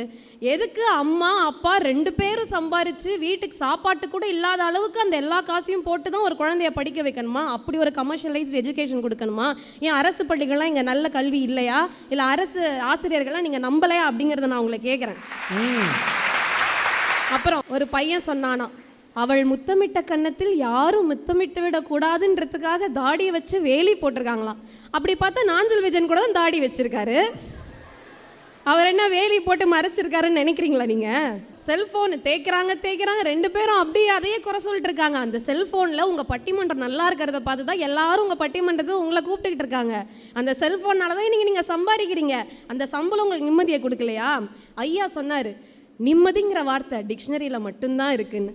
ஐயா, இப்போ நீங்கள் பேசுனீங்கல்ல, நீங்கள் பேசும்போது மக்கள்லாம் உங்களுக்கு கை தட்டினாங்க பார்த்தீங்களா? அந்த கைத்தட்டல் ஒரு நிம்மதி இருக்குது. இந்த பேசி முடிச்ச அப்புறம் ராகவேந்திரன் உங்களுக்கு பேமெண்ட் போடுவாங்க பார்த்தீங்களா? அந்த பேமெண்ட்டில் ஒரு நிம்மதி இருக்குது. அந்த பேமெண்ட் உங்கள் மனைவி கையில் கொடுத்தோடனே ஆஹா நீங்கள் தாங்க என் ராசா அப்படின்னு கையில் உங்களுக்கு ஒரு முத்தம் கொடுப்பாங்க பார்த்தீங்களா? நீங்கள் தான் எனக்கு வீட்டுக்காரரா வரணும்னு வேற சொல்லுவாங்க. நான் ராஜா நான் ராணிங்களா? மகாராணி அப்படின்னு சொல்லிட்டு கையில் கொடுப்பீங்கள்ல பேமெண்ட்டை. அப்போ உங்கள் கையில் உங்கள் மனைவி ஒரு முத்தம் கொடுப்பாங்க பார்த்தீங்களா? அதில் ஒரு நிம்மதி இருக்குது. அந்த நிம்மதியெல்லாம் என்ஜாய் பண்ணுங்கள் சார். ஃப்ரிட்ஜ் ரிப்பேரா, ஏசி ரிப்பேரா, அங்கங்கே வாழ்கிறதுக்கு வீடே இல்லாமல் பாலத்துக்கு கீழே ஏதோ ஒரு டென்ட்டை போட்டு வாழ்ந்துக்கிட்டு ஒரு வேளைக்கு ஒரு வேளை உணவு கிடைச்சா பெரிய விஷயம்னு சமைச்சு சாப்பிட்டு வாழ்ந்துட்டு இருக்கவங்க மத்தியில் உங்ககிட்ட ஃப்ரிட்ஜ் இருக்குது. அப்போ உங்ககிட்ட ரிப்பேர் ஆகிற அளவுக்கு ஒரு ஏசி இருக்குது. அதெல்லாம் இருக்குதேன்னு நிம்மதியாக ஃபீல் பண்ணுங்கள் சார். எல்லாம் ரிப்பேராக இருக்குது. ரிப்பேர் பண்ணுற அளவுக்கு நீங்கள் வருமானம் வருதுல்ல, அதை வச்சு ரிப்பேர் பண்ணிக்க தானே போகிறீங்க. அப்போ அந்த வருமானம் வருதுங்கிறது ஒரு நிம்மதி தானே. அது கூட இல்லாமல் எத்தனை பேர் இருக்காங்க. அப்புறம் அந்த காலத்தில் நோய் நொடி இல்லாமல் வாழ்ந்தாங்க, இந்த காலத்தில் ஒரே பிரச்சனைகளாக இருக்குது. அந்த காலத்தில் 15 புள்ள பெற்றுப்பாங்க, அது ஒன்று டைஃபாய்டில் இறந்து போய், டெங்குவில் இறந்து போய், ஜன்னியில் இறந்து போய், அப்படி இப்படின்னு மேலே வருது பண்ணால் ஒரு 10, 9 தான் மேலே வரும். அத்தனை குழந்தைகளோட இறப்புகள் இருந்தது, இன்னைக்கு இருக்கா? அந்த காலத்தில் போலியோ எத்தனை பேருக்கு இருந்தது, இன்னைக்கு இருக்கா? அந்த காலத்தில் யானை காலோட நம்ம குழந்தையா இருக்கும்போது எத்தனை பேரை பார்த்துருக்கோம், இன்னைக்கு யானை கால் இருக்கா? அந்த காலத்தில் ஸ்மால் பாக்ஸ், அதை வந்து தமிழில் பெரியம்மைன்னு சொல்லுவாங்க, அந்த நோயால் அத்தனை பேர் இறந்து போனாங்க. நமக்கு சிக்கன் பாக்ஸ் தெரியும், ஸ்மால் பாக்ஸ் ஒன்று இருக்குது, அது இன்னைக்கு யாருக்கும் வரதே கிடையாது. அந்த அளவுக்கு இதெல்லாம் எராடிகேட் பண்ணலையா? ஹெச்ஐவி அந்த காலத்தில் எத்தனை பேருக்கு இருக்குது, இந்த காலத்தில் எராடிகேட் பண்ண நம்ம தமிழகத்தில். அந்த அளவுக்கு இங்கே மெடிசன் வந்து வளர்ந்துருக்கு. அதை பாருங்க, என் அம்மாவுக்கு வந்து அன்யூரிசம் இருக்குது அப்படின்னு சொல்லிட்டு ஒரு 2 வருஷம் முன்னாடி கண்டுபிடிச்சோம். அது பண்ணுறதுக்கு பல லட்சங்கள் செலவாச்சு, கிட்டத்தட்ட 16 லட்சம் செலவாச்சுன்னு வைங்களேன். ஆனால் அந்த ஆப்ரேஷனை பண்ணலன்னா அவங்களை இன்னைக்கு என்னால் பார்த்தே இருந்திருக்க முடியாது. தினமும் அந்த ஆப்ரேஷனை பண்ணதுனால தான் இன்னைக்கு பார்க்க முடியுது. மூளையில் ஒரு நரம்பு வெடித்து அது வழியாக ரத்தம் வெளியே வந்து அவங்க இறக்கும் ஒரு நிலைமை வரலாம். அது இன்னைக்கு நைட்டும் வரலாம், அடுத்த மாதமும் வரலான்ற மாதிரி ஒரு சிச்சுவேஷன். அதுதான் அன்யூரிசம். அவங்களுக்கு தொடை வழியாக இருக்க ஒரு நரம்பு வழியாக பிளாட்டினம் கம்பியை விட்டு விட்டு விட்டு விட்டு விட்டு ஒரு கம்பி வழியாக விட்டு விட்டு மேலே ஏற்றி, உடல் வழியாக ஏற்றி, கழுத்து வழியாக ஏற்றி, மூளைக்குள்ளே செலுத்தி, அந்த நரம்புக்குள்ளே பிளாட்டினம் கம்பியை செலுத்தி அதை சுற்றி வச்சுருக்காங்க. அப்படி தான் எங்கள் அம்மா இன்னைக்கு வாழ்ந்துட்டு இருக்காங்க. இந்த டெக்னாலஜி இன்னைக்கு வந்தது பெரிய நிம்மதி இல்லையா? காசு போனால் போயிட்டு போகுது, அம்மா திரும்பி கிடைப்பாங்களா? அம்மா என்னைக்கோ போக வேண்டிய அம்மாவை இன்ன வரைக்கும் காலையில் பார்த்து ஃபோன் பேசிட்டு வர முடியுதுன்னா அது ஒரு நிம்மதி இல்லையா? அந்த அம்மாவுக்கு அந்த ஆப்ரேஷனுக்கு செலவு பண்ணுற அளவுக்கு இன்னைக்கு நான் ஒரு வேலையில் இருக்கேன், நான் சம்பாதிக்கிறேன்னா, ஒரு பெண்ணா இன்னைக்கு எனக்கு சமத்துவமாக ஒரு வேலை கிடைக்குதுங்கிறது நிம்மதி இல்லையா? கல்யாணத்துக்கு பிறகு அந்த வேலையை என்னை செய்ய விடுற ஒரு கணவன் இன்னைக்கு கிடைச்சிருக்காருங்கிறது நிம்மதி இல்லையா? முக்கியமாக இது பெண்கள் கல்லூரின்றனால இதை சொல்லியே ஆகணும். எல்லா பெண்களுக்கும் சொல்லிக்கிறேன், நம்ம கொள்ளு பாட்டிக்கும் நம்ம பாட்டிக்கும் நம்ம அம்மாக்கும் கிடைக்காத ஒரு பெரிய நிம்மதி நம்ம இந்த தலைமுறை கிடைச்சிருக்குன்னா அது எது தெரியுமா? சுயமரியாதை. அந்த நிம்மதி இன்னைக்கு நம்ம கிடைச்சிருக்குல்ல. ஏன்னா தற்சார்பு பொருளாதாரம், ஃபினான்ஷியல் இண்டிபெண்டன்ஸ் இன்னைக்கு பெண்கள் கையில் இருக்கிறதுனால அந்த சுயமரியாதை கிடைச்சிருக்கிறது பெரிய நிம்மதி இல்லையா? ஒரு காலத்தில் அப்பா நமக்கு சின்ன வயசில் எல்லா செலவும் பண்ணுவாங்க, அப்பா ஏதாவது வாங்கி தருவாங்களான்னு ஆன வாயை பார்த்துட்டு இருப்போம். அடுத்து கணவன் இவர் தான் அப்படின்னு கை பிடிச்சி கொடுத்துருவாங்க, அவர் ஏதாவது வாங்கி தருவாரா, தீபாவளி போனஸ் வருமா வராதான்னு அவர் வாயை பார்த்துட்டு இருப்போம். அடுத்து கணவனுக்கு பிறகு பிள்ளைங்க நமக்கு எதாவது பண்ணுவாங்களா, இல்லை பொண்டாட்டியோட போயிடுவானான்னு ஐயோ அவனை பிடிச்சி வச்சுக்கிட்டு அவன் வாயை பார்த்துட்டு இருப்போம். அடுத்து பேர பையன் ஏதாவது வேலைக்கு போனால் நம்ம வாங்கி தருவான்னு அவன் வாயை பார்த்துட்டு இருப்போம். இப்படி வாழ்க்கை முழுக்க ஏதோ ஒரு ஆணையை நம்பி நம்பி நம்பி வாழ்ந்த பெண்கள் இன்னைக்கு நான் ஹேண்ட்பேக்கை தூக்கிட்டேன்ப்பா, என் புருஷன் கோடீஸ்வரனா இருக்கட்டும், இல்லை அப்பா கோடீஸ்வரனா இருக்கட்டும், நான் 10,000 சம்பாரிச்சா அது ஏன் காசு அப்படின்னு ஒரு கர்வத்தோட இன்னைக்கு வேலைக்கு போறோமே, அதெல்லாம் பெரிய நிம்மதி இல்லையா? விமானம் ஓட்டுறதுல இருந்து நிறுவனத்தோட தலைவர்களா இன்னைக்கு பெண்கள் இருக்காங்க. இந்த ஒரு விஷயத்தோட நிம்மதியை பார்க்காம இன்னும் மேம் வந்து பெண்களுக்கு 6 அடி கூந்தல் இல்லையா, மனம் இல்லையா, மனம் இல்லைன்னா ஹேர் ஸ்ப்ரே அடிச்சுப்போம் மேம், மனத்துக்கா பஞ்சம் இங்க. இவ்வளோ இப்போ முக்கியமான ஒரு விஷயங்கள் நடந்திருக்கு, இன்னும் நீங்கள் பழைய பஞ்சாங்கம் பேசிக்கிட்டு இருக்கீங்க. ஐயா, வீட்டுக்குள்ளே கூட எங்களுக்கு நிறைய நிம்மதி கிடச்சிருக்கு. ஒரு காலத்தில் மாமியார் என்ன தெரியுமா பண்ணுவாங்க, நம்ம வந்து குக்கரில் சமைச்சோன்னா, என் பையனுக்கு குக்கரில் சமைச்சா பிடிக்காது, நம்ம வந்து ஏதாவது ஒன்று முட்டையை வேக வச்சோன்னா என் பையனுக்கு ஆம்லெட் தான் பிடிக்கும், வேக வச்சா பிடிக்காது, எனக்கு உன் பையனையே தான் பிடிக்காது, எனக்கு சமைக்கவே தான் பிடிக்காது, நாங்கள் பண்ணலையான் இருக்கோம், ஆனால் வெளியே பேச முடியாது. ஆனால் இன்னைக்கு கணவரை எதிர்த்து பேசுகிற அளவுக்கு எங்களுக்கு ஒரு தைரியம் வந்திருக்குன்னா அது எங்களோட நிம்மதி இல்லையா? அன்னைக்கு இப்படி தான் என் வீட்டுக்காரர் கேட்டார், நீ சரியாகவே சமைக்க மாட்டேன் ஒரே குறை. சரி இன்னைக்கு எப்படியா நல்லா சமைச்சிடலான்னு இட்லி போட்டேன், நல்லா இல்லைன்ட்டான். மறுநாள் பொங்கல் போட்டேன், நல்லா இல்லைன்ட்டான். மறுநாள் பூரி போட்டேன், நல்லா இல்லைன்ட்டான். மறுநாள் உப்புமா போட்டேன், நல்லா இல்லைன்ட்டான். மறுநாள் சப்பாத்தி போட்டேன், நல்லா இல்லைன்ட்டான். மறுநாள் பட்னி போட்டேன், நீ எதை வேணா சமைச்சு கொடு சாப்பிட்றேன்னு. ட்ரீட்மெண்ட் கொடுக்குற அளவுக்கான ஒரு தைரியம் வந்ததே இன்னைக்கு ஒரு பெரிய நிம்மதி இல்லையா நடுவர்களே? அந்த காலத்தில் பெருசாக நிம்மதினா என்ன நெருக்கடினா பெருசாக என்ன சொல்லுவாங்கன்னா இந்த கடன் வாங்குறத பற்றி பேசுவாங்க. அந்த காலத்தில் பண்ணையாரோட பிள்ளைகள் மட்டும்தான் பணக்காரர்களாக இருக்க முடிஞ்சது. ஏற்கனவே நிலம் வீடுலாம் வச்சுருந்தா சொத்தை பையனுக்கு எழுதி கொடுப்பாங்க, அவங்க அப்படியே வாழ்க்கை தலைமுறையாக அதை அனுபவிச்சுட்டு இருந்தாங்க. ஆனால் இன்னைக்கு ஒரு 25,000 சம்பாரிச்சா கூட பே ஸ்லிப் இருந்தால் இன்னைக்கு லோன் வாங்கி ஒரு வீட்டுக்கு சொந்தக்காரனாக ஒருத்தனால ஆக முடியுமே. அந்த காலத்தில் ஒரு தெரு முழுக்க ஒரே சாதிக்காரங்க மட்டும் இருப்பாங்க, மற்ற சாதி உள்ள கூட போக முடியாது. ஆனால் இன்னைக்கு 1 கோடி ரூபாய் அப்பார்ட்மெண்ட்ஸ் இருக்கக்கூடிய அவ்வளோ பெரிய அப்பார்ட்மெண்ட்ஸில் எதிர் வீடு என்ன சாதின்னு எனக்கு தெரியாது, நான் என்ன சாதின்னு சொல்ல வேண்டிய அவசியம் எனக்கு கிடையாது. நீ 1 கோடிக்கு வீடு வச்சிருக்கேன், நானும் 1 கோடிக்கு வீடு வச்சிருக்கேன். ஏன்னா நீ அவ்வளோ சம்பாதிக்கிற உனக்கு அந்த வீடு கொடுத்துருக்காங்க, அப்போ நானும் அவ்வளோ சம்பாதிக்க எனக்கு வீடு கொடுத்துருக்காங்க. என் சாதி உங்ககிட்ட சொல்ல வேண்டிய அவசியம் இல்லை, உன் சாதி நான் தெரிஞ்சுக்க வேண்டிய அவசியம் எனக்கு கிடையாதுன்னு சமத்துவமாக ஒரே இடத்துல எல்லா சாதிக்காரங்களாலும் இன்னைக்கு பாகுபாடு இல்லாமல் வேறுபாடு இல்லாமல் வாழ முடியுதுன்னா அந்த சமத்துவம் எங்களுக்கு கிடைச்சது ஒரு நிம்மதி இல்லையா நடுவர் அவர்களே? இப்படி நம்மளை சுற்றி எல்லா விதங்கள்லையும் நிம்மதி இருக்குது. மெடிசனாக இருக்கட்டும், நம்ம கிடைக்கக்கூடிய இன்றைக்கி எல்லா மேம் சொன்ன மாதிரி நம்ம பிள்ளைகள் வந்து எப்படி இருப்பாங்களோன்னு பயந்துட்டு இருந்த நேரத்தில் இன்றைக்கி ஃபோன் பண்ணி கேட்க முடியுது, மேம் எங்கேயோ இருந்து இங்கே ட்ராவல் பண்ணிங்க வந்திருக்காங்க, நான் ட்ராவல் பண்ணிங்க வந்திருக்கேன். இந்த எல்லா இண்டிபெண்டன்ஸ் சுதந்திரமும் எங்களுக்கு கிடைச்சது தான் எங்களுக்கு மிகப்பெரிய நிம்மதி அப்படிங்கிறத மீண்டும் ஒரு முறை சொல்லிக்கிட்டு வாய்ப்புக்கு நன்றி கூறி விடைபெறுகிறேன். நன்றி, வணக்கம். வாழ்க்கையில் இருக்கிற நல்ல விஷயங்களை பாருங்க. அதுவும் மருத்துவம் இன்றைக்கு எவ்வளவு தூரம் வளர்ந்துருக்கு, என்னோடு இன்றைக்கு அந்த அம்மா இருக்காங்கங்கிற அந்த இன்பத்தை இந்த வாழ்க்கை சூழலில் இருக்கிற மருத்துவ முன்னேற்றம் தானே கொடுத்தது அப்படின்னு ரொம்ப உருக்கமாக உணர்வு பூர்வமாக பேசியிருக்கிறாங்க. திருப்பூரில் இருக்கிற சென்ட் ஜோசப் கல்லூரி மாணவிகளுக்கு ஒரு டிப்ஸ் வேறு கொடுத்துருக்காங்க ஃப்யூச்சருக்கு. ஏன்னா இன்றைக்கி எல்லா பெண்கள் வந்து இன்றைக்கி எல்லா துறைகள்லையும் இருக்கிறாங்க. மெட்டி போட்ட பெண்கள் இன்றைக்கி மெட்ரோ ரயில் ஓட்டுகிற அளவுக்கு உயர்ந்திருக்கிறாங்க. அல்ல, இன்றைய வாழ்க்கை சூழலில் தானங்க இவ்வளவு முன்னேற்றம் நடந்திருக்கு அப்படின்னு ரொம்ப அழகாக பேசியிருக்கிறாங்க. நம்ம கொல்லுப்பாட்டிக்கு, நம்ம பாட்டிக்கு, ஏன் நம்ம அம்மாவுக்கே கிடைக்காத வாய்ப்பு இன்றைக்கு நமக்கு கிடைச்சிருக்கே அப்படின்னு அரங்கத்தில் இருக்கிற அத்தனை பேரையும் அவங்க அணிப்பக்கம் இழுத்துட்டாங்க. ஏன்னா பட்டிமன்றம் ஒரு நிறைவு பகுதியை நோக்கி நகருது. இப்போ செல்வாக்கை நிரூபிக்க வேண்டிய கட்டாயத்தில் இருக்கிறாங்க. இப்போ இன்றைக்கு வாழ்க்கை சூழலில் பெண்களுக்கு எவ்வளவு முன்னேற்றம் வந்திருக்கு. அப்போ அதெல்லாம் நிம்மதி இல்லையா? அப்புறம் நாஞ்சில் விஜயன் 4 வச்சுருக்காருன்னு வேற சொல்கிறாங்க. 4 செல்ஃபோன் வச்சுருக்காருன்னு வேற அவங்க எல்லா மேடையிலையும் சொல்கிறாங்க.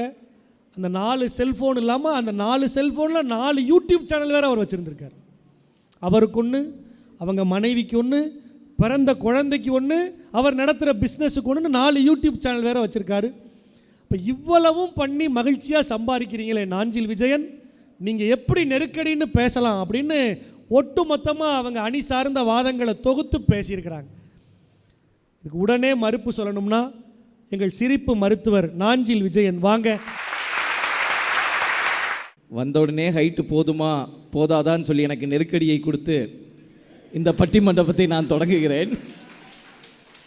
பெற்ற தாயினையும் தமிழ் அன்னையையும் எல்லாம் வல்ல இறைவனையும் வணங்கி நல்லதொரு பட்டிமண்டபத்தை நாடெங்கும் கொடுத்து கொண்டிருக்கும் நடுவர் அவர்களையும் வணங்கி உண்மையிலே சொல்கிறேன், இந்த சென்ட் ஜோசப் கல்லூரி மாணவிகளை பற்றி நான் சொல்லி ஆகணும். சொல்லிருங்க. இந்த மாணவிகள் எப்படி தெரியுமா? எப்படி? பிடிச்சா டேக் கேர், பிடிக்கலன்னா டோன்ட் கேர். ஆத்தாடி, அப்படிப்பட்ட இந்த மாணவிகள் மத்தியில் பேசுறதுல உண்மையிலே ரொம்ப மகிழ்ச்சியா. ஆமாம். மற்றும் உலகமெங்கும் பார்த்து கொண்டிருக்கும் ராஜ் டிவி நேயர்களுக்கு என்னுடைய சுதந்திர தின நல்வாழ்த்துக்களை சொல்லி என்னுடைய பட்டிமண்டபத்தை தொடங்குகிறேன். ஏன்னா நம்ம திருப்பூர் மண்ணில் பேசுகிறோம், அதுவும் இன்னைக்கு சுதந்திர தின விழா. திருப்பூர் என்றாலே நம் நினைவுக்கு வருவது திருப்பூர் கொடி காத்த குமரன். ஆங்கிலேயர்கள் பிரிட்டிஷ்களால் அடித்து அவர் மேலே அடி இரத்த காயம், கீழே விழும்போது கூட தான் கையில் வைத்திருந்த தேசிய கொடியை கீழே விடமாட்டேன் என்று சொல்லி தேசிய கொடியை காத்திருந்த அந்த திருப்பூர் மண்ணில் பேசுகிறோம். அதுவும் சுதந்திர தின நல்லாளில் பேசுகிறோம் என்பதில் மிக்க மகிழ்ச்சி. என்னவா 3 பேருக்கு என்ன பிரச்சனையா? நிம்மதியா இருக்காங்களா? இவங்க 3 பேரும் பிரச்சனை. ஓ, அவ்வளோ சந்தோஷமாவா? அனிதாக்கா மைண்ட் வாய்ஸ் என்ன தெரியுமா? பட்டிமன்ற கான்சன்ட்ரேஷன்லாம் இல்லை, அந்த புடவையும் செயினும் கொலாபில் வாங்கிட்டு வந்துட்டாங்க. இப்போ போன உடனே ஒரு ரீல்ஸ் பண்ணி கொலாபு போட்டாதான் அந்த கொலாபு கொடுத்தவனுக்கு சந்தோஷம். வாழ்க்கையில் அவ்வளவு நெருக்கடியில் உட்காந்துக்கிட்டு நான் நிம்மதியாக இருக்கேன். அக்கா மனசாட்சியை தொட்டு சொல்லுங்கள், நேற்று நமக்கு மதுரையில் பட்டிமன்றம், மத்தியானம் நிம்மதியாக சாப்பிட்டீங்களா? நைட்டு திருப்பூரில் ஹோட்டலில் ரூம் போட்டு கொடுத்தாங்க, நிம்மதியாக இருந்துச்சா? எவ்வளவு, இது எங்களுக்கு மட்டும்தான் தெரியும் அவங்க எவ்வளவு நெருக்கடி அனுபவிச்சாங்கன்னு. எனக்கும் அவங்கள இட்டுன்னு போறதே எங்களுக்கு பெரிய வேலையா இருக்குங்க. ஆமா, இவ்வளவு நெருக்கடிகள் அது அவங்களுக்கு மட்டும் இல்ல, பல கலைஞர்களுக்கு இந்த நெருக்கடி இருக்கும். ஏன்னா நானும் தான் நேற்று பட்டிமன்றம் சொல்லி திருப்பூர் பஸ் ஸ்டாண்ட்ல வந்தேன். ஒரு பையன் வந்தான், அண்ணன் நீங்க தான் அண்ணா. ஆமா தம்பி நான் தான். அண்ணே நீங்கள் தானே டிவியில் வருவீங்க. ஆமாம் தம்பி நான் தான் டிவியில் வருவேன். அண்ணே உங்களை பார்த்துருக்கேன்னா. சரி சந்தோஷம்டா, எந்த டிவியிலடா பார்த்துருக்கேன்னு. அண்ணே நீங்கள் தானே சொல்வதெல்லாம் உண்மையில் 2 பொம்பளைங்க வாழ்க்கையை கெடுத்தது போய்கிட்டே இருக்கான். என்ன பார்த்தா அப்படிங்களா யாருக்கு? நீங்க இன்னும் அந்த நிகழ்ச்சி மட்டும்தான் பண்ணல. ஆமா, வாழ்க்கையில பண்ணாத ஒரே ஒரு நிகழ்ச்சி அந்த நிகழ்ச்சி தான். போற போக்க பார்த்தா அதுலயும் வந்துருவேன்னு போல இருக்கு. அவ்வளவு நெருக்கடிகளை சமாளிச்சுட்டு இருக்கேன். அவனாவது பரவாயில்ல. இன்னொருத்தன் என்னை பார்த்து, அண்ணனை ஒரு நாள் வாழ்க்கையில விரக்தியில சாகலான்னு முடிவு பண்ணிட்டேனே, உங்க பேச்சுலானே என் வாழ்க்கையை மாத்திச்சுன்னா. அடடா அவ்வளவு சந்தோஷம். தன்னுடைய வாழ்க்கையை மாத்தி போட்டுக்க. என்னடா நடந்துச்சு சொல்லுடானே. அண்ணே வாழ்க்கையில விரக்தினே போயிட்டேன், தூக்கு போலான்னு போயிட்டேனே. அப்போ தான் உங்கள் பட்டி மண்டபத்தை டிவியில் பார்த்தேனே, ராஜ் டிவியில் பார்த்தேன். அப்போ நினச்சானா, இவ்வளவு கேவலமாக பேசல, நீ எல்லாம் உயிரோடு இருக்கும்போது நான் ஏன்டா சாகணும்னு என் முடிவையே மாற்றிட்டேன்னா. எவ்வளவு நெருக்கடி ஒரு கலை. அதில் உங்களுக்கு ஒரு சந்தோஷம். கண்டிப்பாக அவன் ஒரு நாள் உங்கள் பட்டி மண்டபத்தையும் பார்ப்பான், உங்களுக்கும் ஃபோன் பண்ணுவான். எவ்வளவு நெருக்கடிகளை நாங்கள் அனுபவிச்சுக்கிட்டு இருக்கோம். அதுலேயும் டாக்டர் பார்த்தீங்களா எவ்வளவு சந்தோஷமா இருக்கும். டாக்டருக்கு எவ்வளவு நெருக்கடி தெரியுமா? எப்படி நல்ல மருத்துவம். அவங்க வீட்டம்மா முன்னாடியே இருக்காங்க. அதான் இல்லை, அவங்கள கூட சமாளிச்சலாம். பேஷண்ட்டை சமாளிக்கிறது தான் கஷ்டம். ஏன்னா போன மாதம் டாக்டர் ஹாஸ்பிட்டலுக்கு ஒரு பேஷண்ட் வந்திருக்காரு. டாக்டர் அழகாக டேப்லெட் எழுதி கொடுத்துட்டாரு. காலையில் எழுதி கொடுத்தாரு, ஈவினிங் அப்படியே ஓடி வரான். சார் என்னப்பா உட்காரு, மருந்து தானே எழுதி கொடுத்தேன். என்ன சார் சாவுக்கு முன் சாவுக்கு பின் எழுதி கொடுத்துருக்கீங்க? டேய், நான் சாப்பாட்டுக்கு முன் சாப்பாட்டுக்கு பின் எழுதி கொடுத்துருக்கேன். எவ்வளவு நெருக்கடியை ஹாஸ்பிட்டலில் சமாளிச்சுக்கிட்டு இருக்காங்க. சும்மா அதுலேயும் பாருங்க, அனிதாக்க இங்கே பாருங்க, எங்கள் ஸ்டூடெண்ட்ஸ்லாம் இன்றைக்கி எவ்வளோ நிம்மதியாக இருக்காங்க. உண்மையை சொல்லட்டுமா, இவங்கெல்லாம் நிம்மதியாக இருக்கிற மாதிரி இருக்கும். காலேஜ் போர் அடிக்குது, கிளாஸ் போர் அடிக்குது, கெமிஸ்ட்ரி மிஸ் போர் அடிக்கிறாங்க. கொஞ்சம் சந்தோஷமாக இருக்கலாம்னு சொல்லி தான் இந்த பட்டி மண்டபத்துக்கே வந்தாங்க. ஆனால் இங்கே இவ்வளவு போர் அடிக்கும், இவ்வளவு நெருக்கடியாக இருக்கும்னு அவங்க நினச்சி கூட பார்த்துருக்க மாட்டாங்க. அதுவும் பாருங்க, 2 பக்கம் கேட்டை லாக் பண்ணி வேற வைக்கிறாங்க. அதை மட்டும் திறந்து விட்டு பாருங்களேன் எப்படி துள்ளி குதிக்கிறாங்கன்னு. கட்டுப்பட்டு இருக்கும், இல்லைன்னா சிறகடிச்சு பறப்போம்.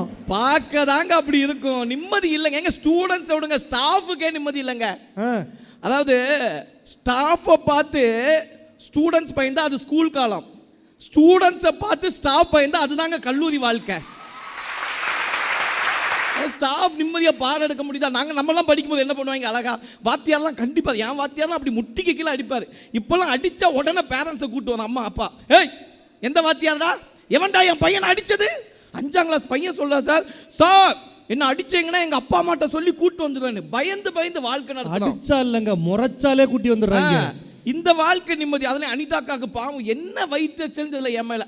நாஞ்சில் விஜய் 4 வச்சிருக்கான். அது இருந்தால் நான் ஏம்மா இங்கே இருக்க போகிறேன்? என்கிட்ட இருக்கிறதே ஒரே ஒரு செல்ஃபோனுமா, அதுவும் உருப்படியான செல்ஃபோன், நல்ல செல்ஃபோன். பட்டி மண்டபத்தில் 10 நிமிஷம் பேசுறது கூட பெரிய வேலை இல்லை. நீங்கள் 5 பேர் பேசுறதை உட்கார்ந்து கேட்குறோம் பார்த்தீங்களா? வாழ்க்கையில் இவ்வளவு கஷ்டமும் தாங்கிக்கிட்டு நாங்கள் இருக்கோம்னா எவ்வளோ. இந்திராக்கா மைண்ட் வைஸ் அவ்வளவு கஷ்டப்படுத்த முடியாப்பா நான் பேசுகிறேன், அவ்வளோலாம் இல்லைக்கா. அப்பப்போ பாடி கொஞ்சம் மகிழ்விச்சுட்டீங்க. எவ்வளவு நெருக்கடியை சாப்பிட. அதுலேயும் பாருங்கள், நீங்கள்லாம் ப்ராப்ளம் கிரியேட்டர்ஸ். நீங்களா ப்ராப்ளத்தை கிரியேட் பண்ணுறீங்களா? நாங்கள் எங்கே ப்ராப்ளத்தை கிரியேட் பண்ணுறோம்? நாங்கள் செவனேன்னு தாங்க உட்காந்துக்கிட்டு இருக்கோம். ப்ராப்ளம் தாங்க எங்களை தேடி வந்து கிரியேட் ஆகுது. அதுவும் எனக்கெல்லாம் மாதத்துக்கு 1. நாஞ்சில் விஜயன் வாழ்க்கையை கெடுத்துட்டா 3 லட்ச ரூபா காசை வாங்கிட்டான், 3 லட்ச ரூபா காசை வாங்கிட்டான். மாதம் ஒரு ப்ராப்ளம் வருது. இத்தனை ப்ராப்ளத்தையும் சமாளிச்சுட்டு வாழ்க்கையில் நெருக்கடி. அதுலேயும் பாருங்க, அக்கா நாஞ்சில் விஜயன் தாடியை பார்த்தீங்களா? எத்தனை பேர் முத்தமிட்டால் இந்த தாடியை வைத்து மறைத்திருப்பார். இந்த கண்ணம் நல்ல நடுவர்களே கேமராவில் ஜூம் பண்ணி பாருங்க. இந்த கண்ணத்தை பார்த்தா முத்தம் விடுற மாதிரி இருக்கா? ஏதோ அஜ்மல் சொன்னால் அதில் ஒரு நியாயம் இருக்குது. என் கண்ணமே கரிச்சட்டி மாதிரி இருக்குது. நான் ஏதோ மேக்கப்பை போட்டு இங்கே ஏசி இல்லாமல் அது வேறு எப்போ ஒழுகாதுன்னு கச்சிப்பை வச்சு தொட்டு இந்த பட்டிமன்றம் முடியறது வரைக்கும் இந்த மேக்கப்பை பாதுகாத்து வீட்டுக்கு போன எனக்கு அவ்வளவு நெருக்கடி. அதில் இதில் முத்தமிட்டாங்கன்னு இது வச்சுருக்கேன். அடுத்து பாருங்கள் அஜ்மலை, அவர் பாருங்கள் எவ்வளோ பேமெண்ட் வாங்கி நிம்மதியாக இருக்கிறார். வீட்டுக்கு போய் மனைவியிடம் கொடுப்பார்.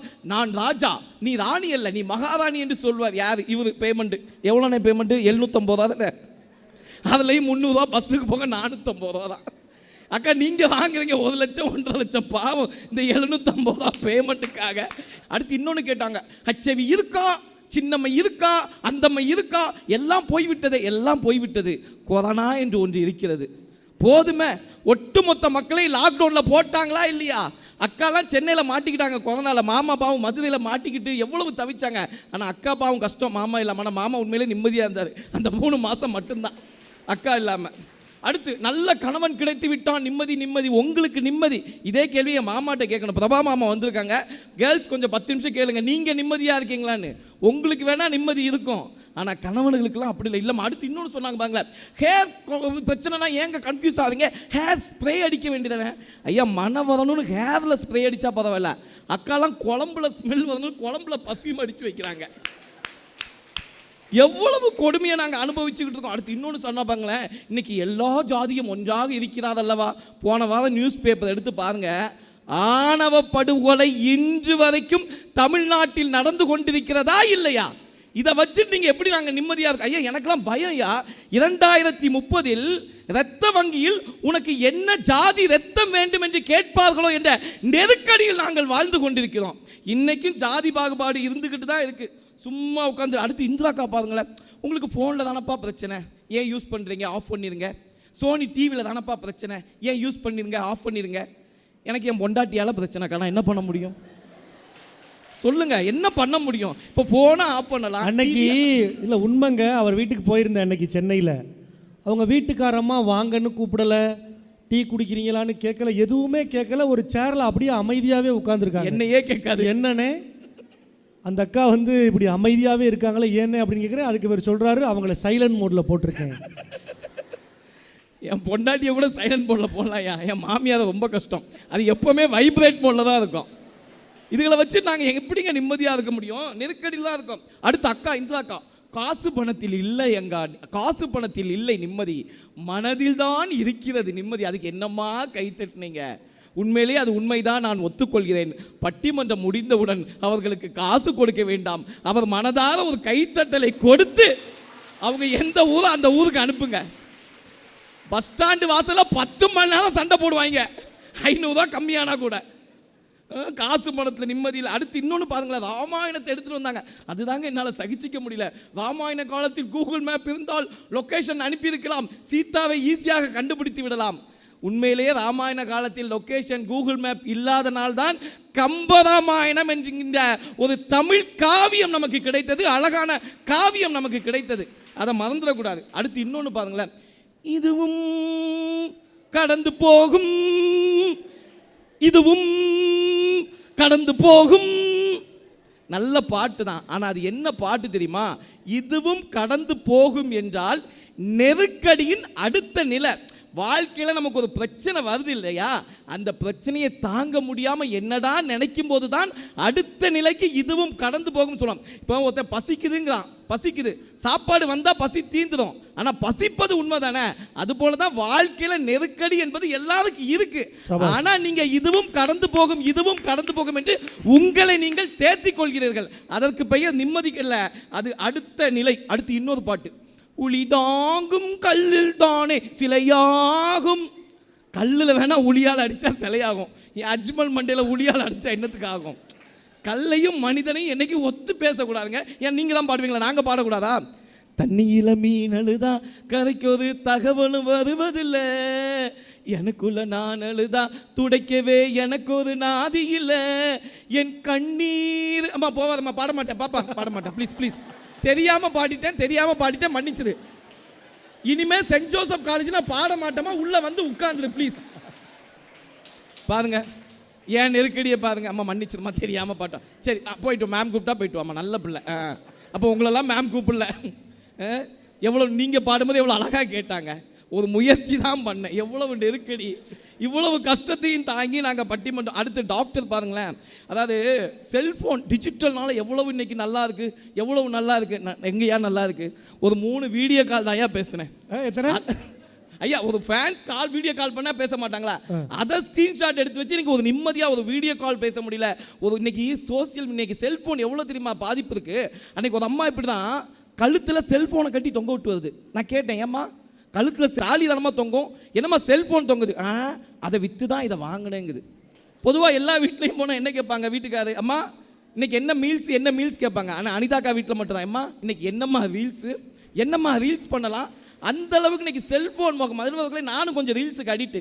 சம்டைம் ஏதாவது ரீல்ஸ், அதான் நல்ல மோட்டிவேஷன் ரீல்ஸ் தான் பார்ப்பேன். நீங்கள் தப்பாக தெரியும். ஆமாம், ரீல்ஸ் பார்த்தேன். அன்னைக்கு ரீல்ஸ் பார்த்துக்கிட்டே கன்ஃபியூஸாக ஏன் வீட்டுக்கு போகுது போல பக்கத்து வீட்டுக்கு போயிட்டேன். ரீல்ஸை நோண்டிட்டே ஏறி தெரிஞ்சே தான் போயிருப்பீங்க. அப்படிப்பட்ட ஆள் நான் கிடையாதுயா. ரீல்ஸை பார்த்து கன்ஃபியூஸ் ஆகி போயிட்டேன். உள்ளே போய் பார்த்தா பயந்துட்டேன். நல்ல வேலை அந்த அம்மா என்ன பண்ணிச்சு, அது ரீல்ஸை பார்த்துக்கிட்டே உட்காந்து சாப்பாடு, அது புதுசை நினச்சி எனக்கு சாப்பாடு எடுத்து வச்சுட்டு, நானும் கொஞ்சம் பசியில் இருந்தேன்னா என் பொண்டாட்டி விட அந்த சாப்பாடு கொஞ்சம் நல்லா இருந்துச்சுன்னு சொல்லி நானும் 2 வாய் சாப்பிட்டுக்கிட்டு இருக்கேன். அந்த அம்மா ரீல்ஸை பார்த்துட்டு யாரும் தெரியாமல் சாப்பாடு போட, நான் ரீல்ஸை பார்த்துட்டு யாரும் தெரியாமல் சாப்பிட, திடீர்னு அந்த அம்மாவோட கணவன் வீட்டுக்கு வந்துட்டாரு. எனக்கு அல்ல இல்லை, நல்ல வேலை அவனும் ரீல்ஸை பார்த்துக்கிட்டே ஏம்மா சாப்பாடு எடுத்து வைன்னு சொன்னார். நானும் ஒரு ரீல்ஸ் பார்க்குற கேப்பில் வெளியே போயிட்டேன். இன்னைக்கு ரீல்ஸ் இப்படித்தான் கேப்பில் தப்பிச்சுக்கிட்டு இருக்கீங்க. எவ்வளவு தூரம் இன்னைக்கு ரீல்ஸ் நம்மளை இது பண்ணிக்கிட்டு இருக்கு, எவ்வளவு பிரச்சனைகள் இருக்கீங்க. அடுத்து இன்னொன்று, ஐயா டாக்டருடைய சந்தோஷம் என்ன தெரியுமா, எங்களுக்கு நிம்மதி என்ன தெரியுமா, தலையில் அடிபட்டால் நாங்கள் நிம்மதியாக இருப்போம் என்று சொல்கின்ற ஒரே டாக்டர் நீங்கள் தான். ஐயா ஒருத்தன் தலையில் அடிபட்டால் நிம்மதியாக இருப்பாங்க. யார் நிம்மதியாக இருப்பாங்க? உங்களை மாதிரி மருத்துவர்கள் வேணால் நிம்மதியாக இருப்பாங்க. ஐயா அந்த தலையில் அடிபட்டு அந்த ஹாஸ்பிட்டலில் ட்ரீட்மெண்ட் எடுத்து எங்கள் சொத்து பணம் எல்லாத்தையும் விற்றுக்கிட்டு அதை குணப்படுத்தினா என்ன, குணப்படுத்தலைன்னா என்ன, அப்புறம் வாழ்க்கையில் இருக்க பணத்தெல்லாம் இழந்துக்கிட்டு நெருக்கடியில் வாழ்ந்துக்கிட்டு இருக்கோம். இன்னைக்கு இலவச மருத்துவம் எல்லா இடத்துலையும் கிடைக்குதா? இல்லை. இன்னைக்கு ட்ரீட்மெண்ட் இருக்குது, 1000 வசதிகள் இருக்குது. ஆனால் அதை தாண்டி அதற்கு நிகராக அதிக பணம் வசூலிக்கிறார்களா இல்லையா? மருத்துவத்துறையை ஏற்றுக்கொள்ளணும். அதை விட்டுட்டு அடுத்து ஆன்லைன் டெலிவரி பாருங்கள். இன்றைக்கெலாம் ஆன்லைன் டெலிவரியில் என்ன வேணால் ஆர்டர் பண்ணலாம். நான் நடுவில் ஒன்றும் இல்லை, போன மாதம் ஃபேஸ்புக்கை பார்த்துட்டு இருக்கேன், ஒரு ஆடு 10 டிஷர்ட் 1000 ரூபா. எவ்வளோ ஆசை இருக்கும், உடனே வாங்கியிருப்பீங்க. உடனே ஆர்டர் போட்டேன். அடடா அதுவும் சூப்பராக இருக்குது கலெக்ஷன். 10 டிஷர்ட் 1000 ரூபான்னு ஆர்டர் போட்டேன். வீட்டுக்கு வந்துச்சு, இவ்வளோ பெரிய கவரில் வந்துடுச்சு. நடுவில் உண்மை சம்பவம் நடந்த கதை என்னுடைய இன்ஸ்டாகிராம் வீடியோ போட்டிருப்பேன். அதில் ஒரு அண்டர்வேர் இருக்குல்ல, அதை வச்சுட்டு மிச்ச குப்பையை வச்சுட்டு அனுப்பி விட்டுருக்கான். எவ்வளவு மோசடி பண்றாங்க இந்த ஆன்லைன். பார்த்திருப்பான் யார் ஆர்டர் போட்டதுன்னு. நாஞ்சில் விஜயன்னு இருந்திருக்கும், இவருக்கு இதுவே போதும்னு அனுப்பிச்சிருப்போம். நான் அஜ்மல் போட்டிருக்காரு ஜிப்பா, இது அவர் ஜிப்பான்னு நினைக்கிறீங்களா? அவர் மனைவிக்கு போட்ட சுடிதார் டெலிவரியில் ஆன்லைனில் பார்க்கும்போது சுடிதார் மாதிரி இருந்துச்சுன்னு ஆர்டர் போட்டாரு. வீட்டுக்கு வந்து பார்த்தா தெரியுது அது ஜிப்பா. வேற வழி இல்லாமல் அந்த மனுஷன் ஒய்ஃபுக்கும் கொடுக்க முடியாமல் அவர் போட்டுட்டு வந்து எவ்வளவு பிரச்சனைகளை சமாளிச்சுக்கிட்டு இருக்காரு. மரணம் என்னும் தூது வந்தது, அது மனைவி என்னும் வடிவில் வந்தது. மனைவியாக நான் நினைத்தது இன்று நரகமாக மாறிவிட்டது. மனைவியே போ போ போ, குழந்தையாலே வா வா வா. எவ்வளவு நெருக்கடியில் நாங்கள் வாழ்ந்துக்கிட்டு இருக்கோம். நடுவில் கல்யாணம் ஆனால் சந்தோஷமாக இருக்குன்னு சொல்லி தான் நல்லா கல்யாணம் பண்ணையா. ஒரே ஒரு வாட்டி தான் கல்யாணம் பண்ணேன், அப்படிலாம் பார்க்காதீங்க. ஒரே ஒரு வாட்டி கல்யாணம் பண்ணேன். உண்மையிலே சொல்ல, என் மனைவியை பற்றி சொல்ல, அப்படி ஒரு மனைவி யாருக்கும் அமைய மாட்டாங்க. ஷூட்டிங் முடிச்சு எத்தனை மணிக்கு வீட்டுக்கு போனாலும் எனக்காக சாப்பிடாம காத்துக்கிட்டு இருப்பாங்க. ஏன் தெரியுமா? ஏன்னா நான் தான் போய் சமைக்கணும். கை தட்டுறதை பார்த்தா இனி எத்தனை பேர் மாட்ட போறான்னு தெரியல. உங்களை கல்யாணம் பண்ணி கொள்கிற அத்தனை ஆண்களுக்கும் என்னுடைய கண்ணீரஞ்சலியை தெரிவிச்சுக்கிறேன். ஆனால் ஒன்று, உங்களை மாதிரிலாம் இல்லாமல் என் பொண்டாட்டி தான் எல்லா வேலையும் பார்ப்பா. நான் துணி துவைப்பேன் அவள் பாப்பா, நான் சமைப்பேன் அவள் பாப்பா, நான் பாத்திரம் கழுவேன் அவள் பாப்பா. எவ்வளவு, அதாவது இந்த உங்கள் இருக்க பெண்களுக்கு ஒன்று சொல்லுவேன், தயவுசெய்து சமைக்க தெரியலன்னா விட்டுருங்கம்மா. நாங்கள் ஹோட்டலில் கூட வாங்கி சாப்பிட்டுருவோம்மா.